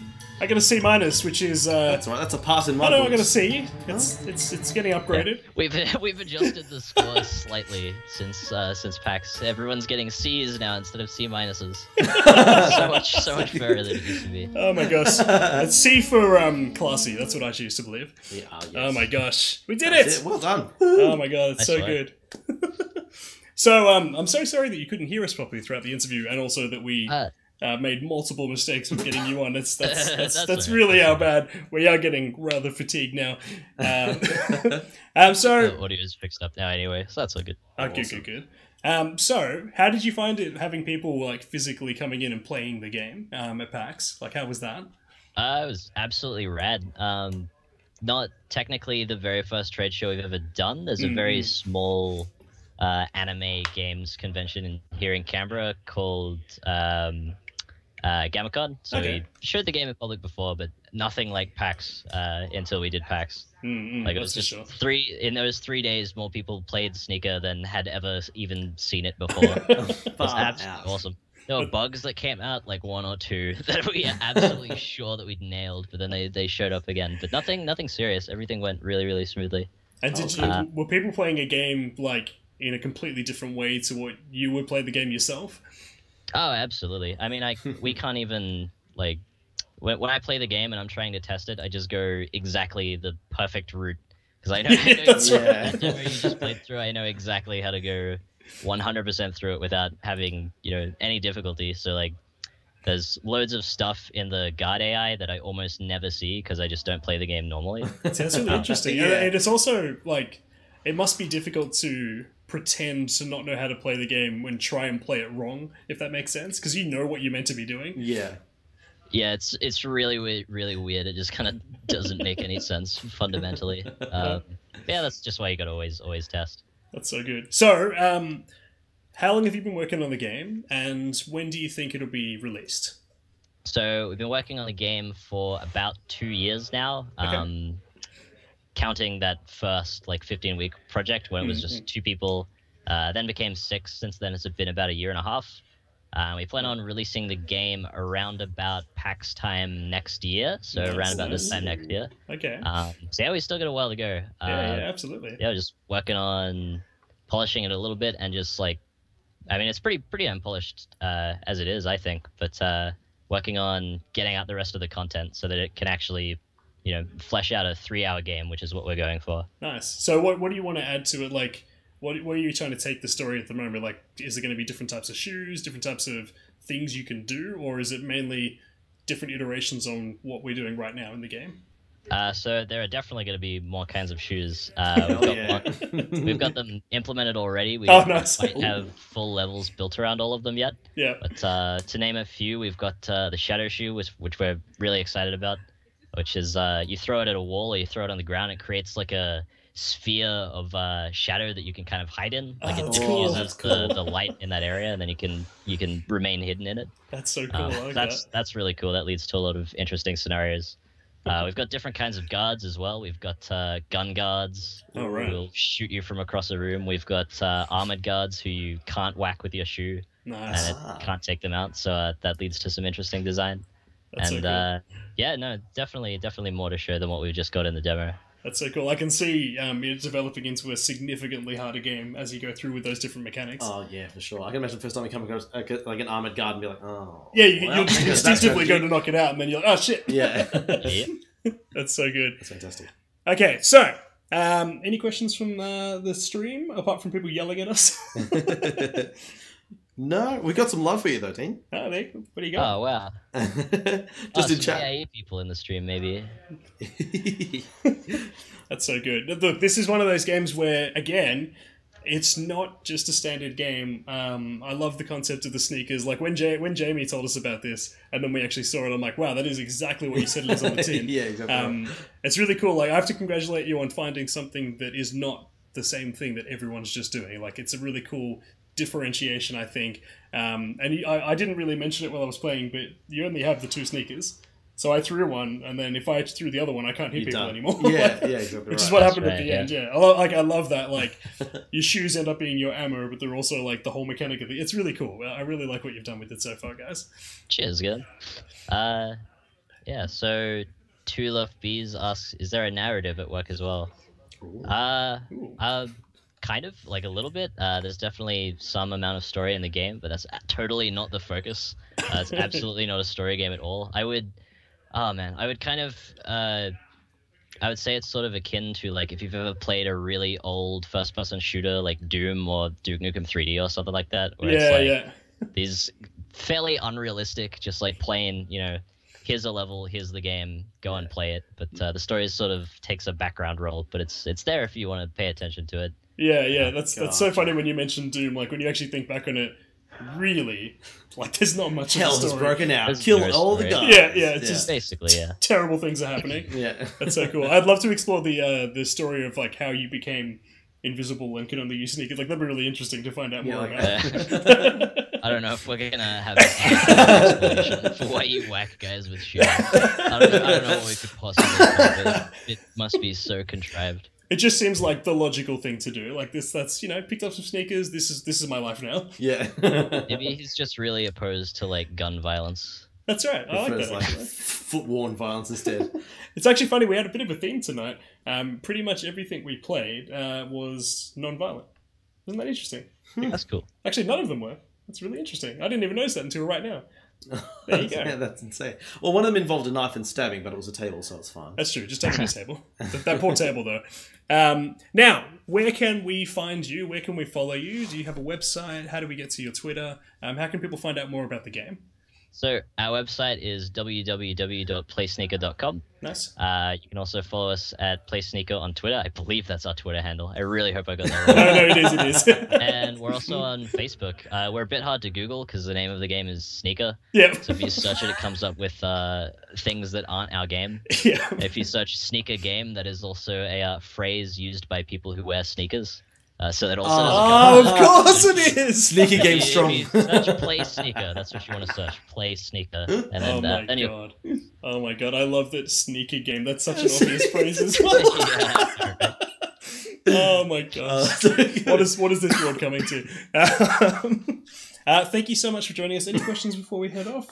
Yes, so we got Two Loft Beast who's asked, also, what platforms are you planning to ship on? So we'll be initially shipping on PC on Steam. Nice. However, we will also have controller support that will be coming with that. And we plan on also doing a staggered release onto consoles, namely the Xbox One and PlayStation 4.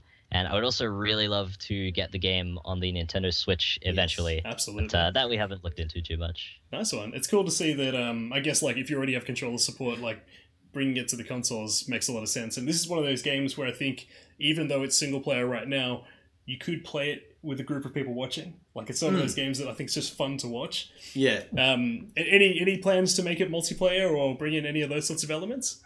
Not really. Definitely not for this release. But we've talked about, in the past, thinking about maybe post-release of Sneaker way in the future if the team is on board with it, you know, when I bring it up again, basically. Doing some kind of community-driven thing centered around a level editor and getting people to create their own sneaker levels, I think would be really cool. Absolutely. I think that's absolutely something that stealth gamers would be totally interested in. Definitely. Is just having more stealth game content out there and having it be community driven, I think would be really cool. Especially since creating levels takes so goddamn long. Yeah. Really, really time consuming. And also we've thought about trying to do some kind of co-op multiplayer thing as well, just because, I mean, I really like the idea of two people trying to play this, but you've only got two shoes. Yeah, that's right. Between you. So like one person's hiding in the shadows, the other person is like across the hall somewhere, and they have to like throw a shoe at each other to like use this to take out the guy or whatever. Yeah, that's actually really cool. I'd love to see all of those things come to fruition. So would I. It's just it takes so much time. Absolutely. Absolutely. Oh my god. My last pitch to you is Sneaker v Sneaker. Because it'd be cool if the game was two invisible people and the only way you can see each other is just by the shoes. That'd be quite interesting, because if you haven't got two shoes in your hands, you would know where they are. Yeah. Just a bit of food for thought. Anyways, thank you, Dean, for joining us. Sorry about the technical difficulties on our end. I do apologise. But yes, we will be speaking to you soon. I'm hoping that we can jump in and play the game more as it develops, and we'll probably see you next year at PAX when it's hopefully finished as well. Awesome. Yeah, we'll be there for sure. Awesome. Thank you so much, man. Have a good night, alright? Cheers, guys. Alright, have a good one. See you, mate. Okay.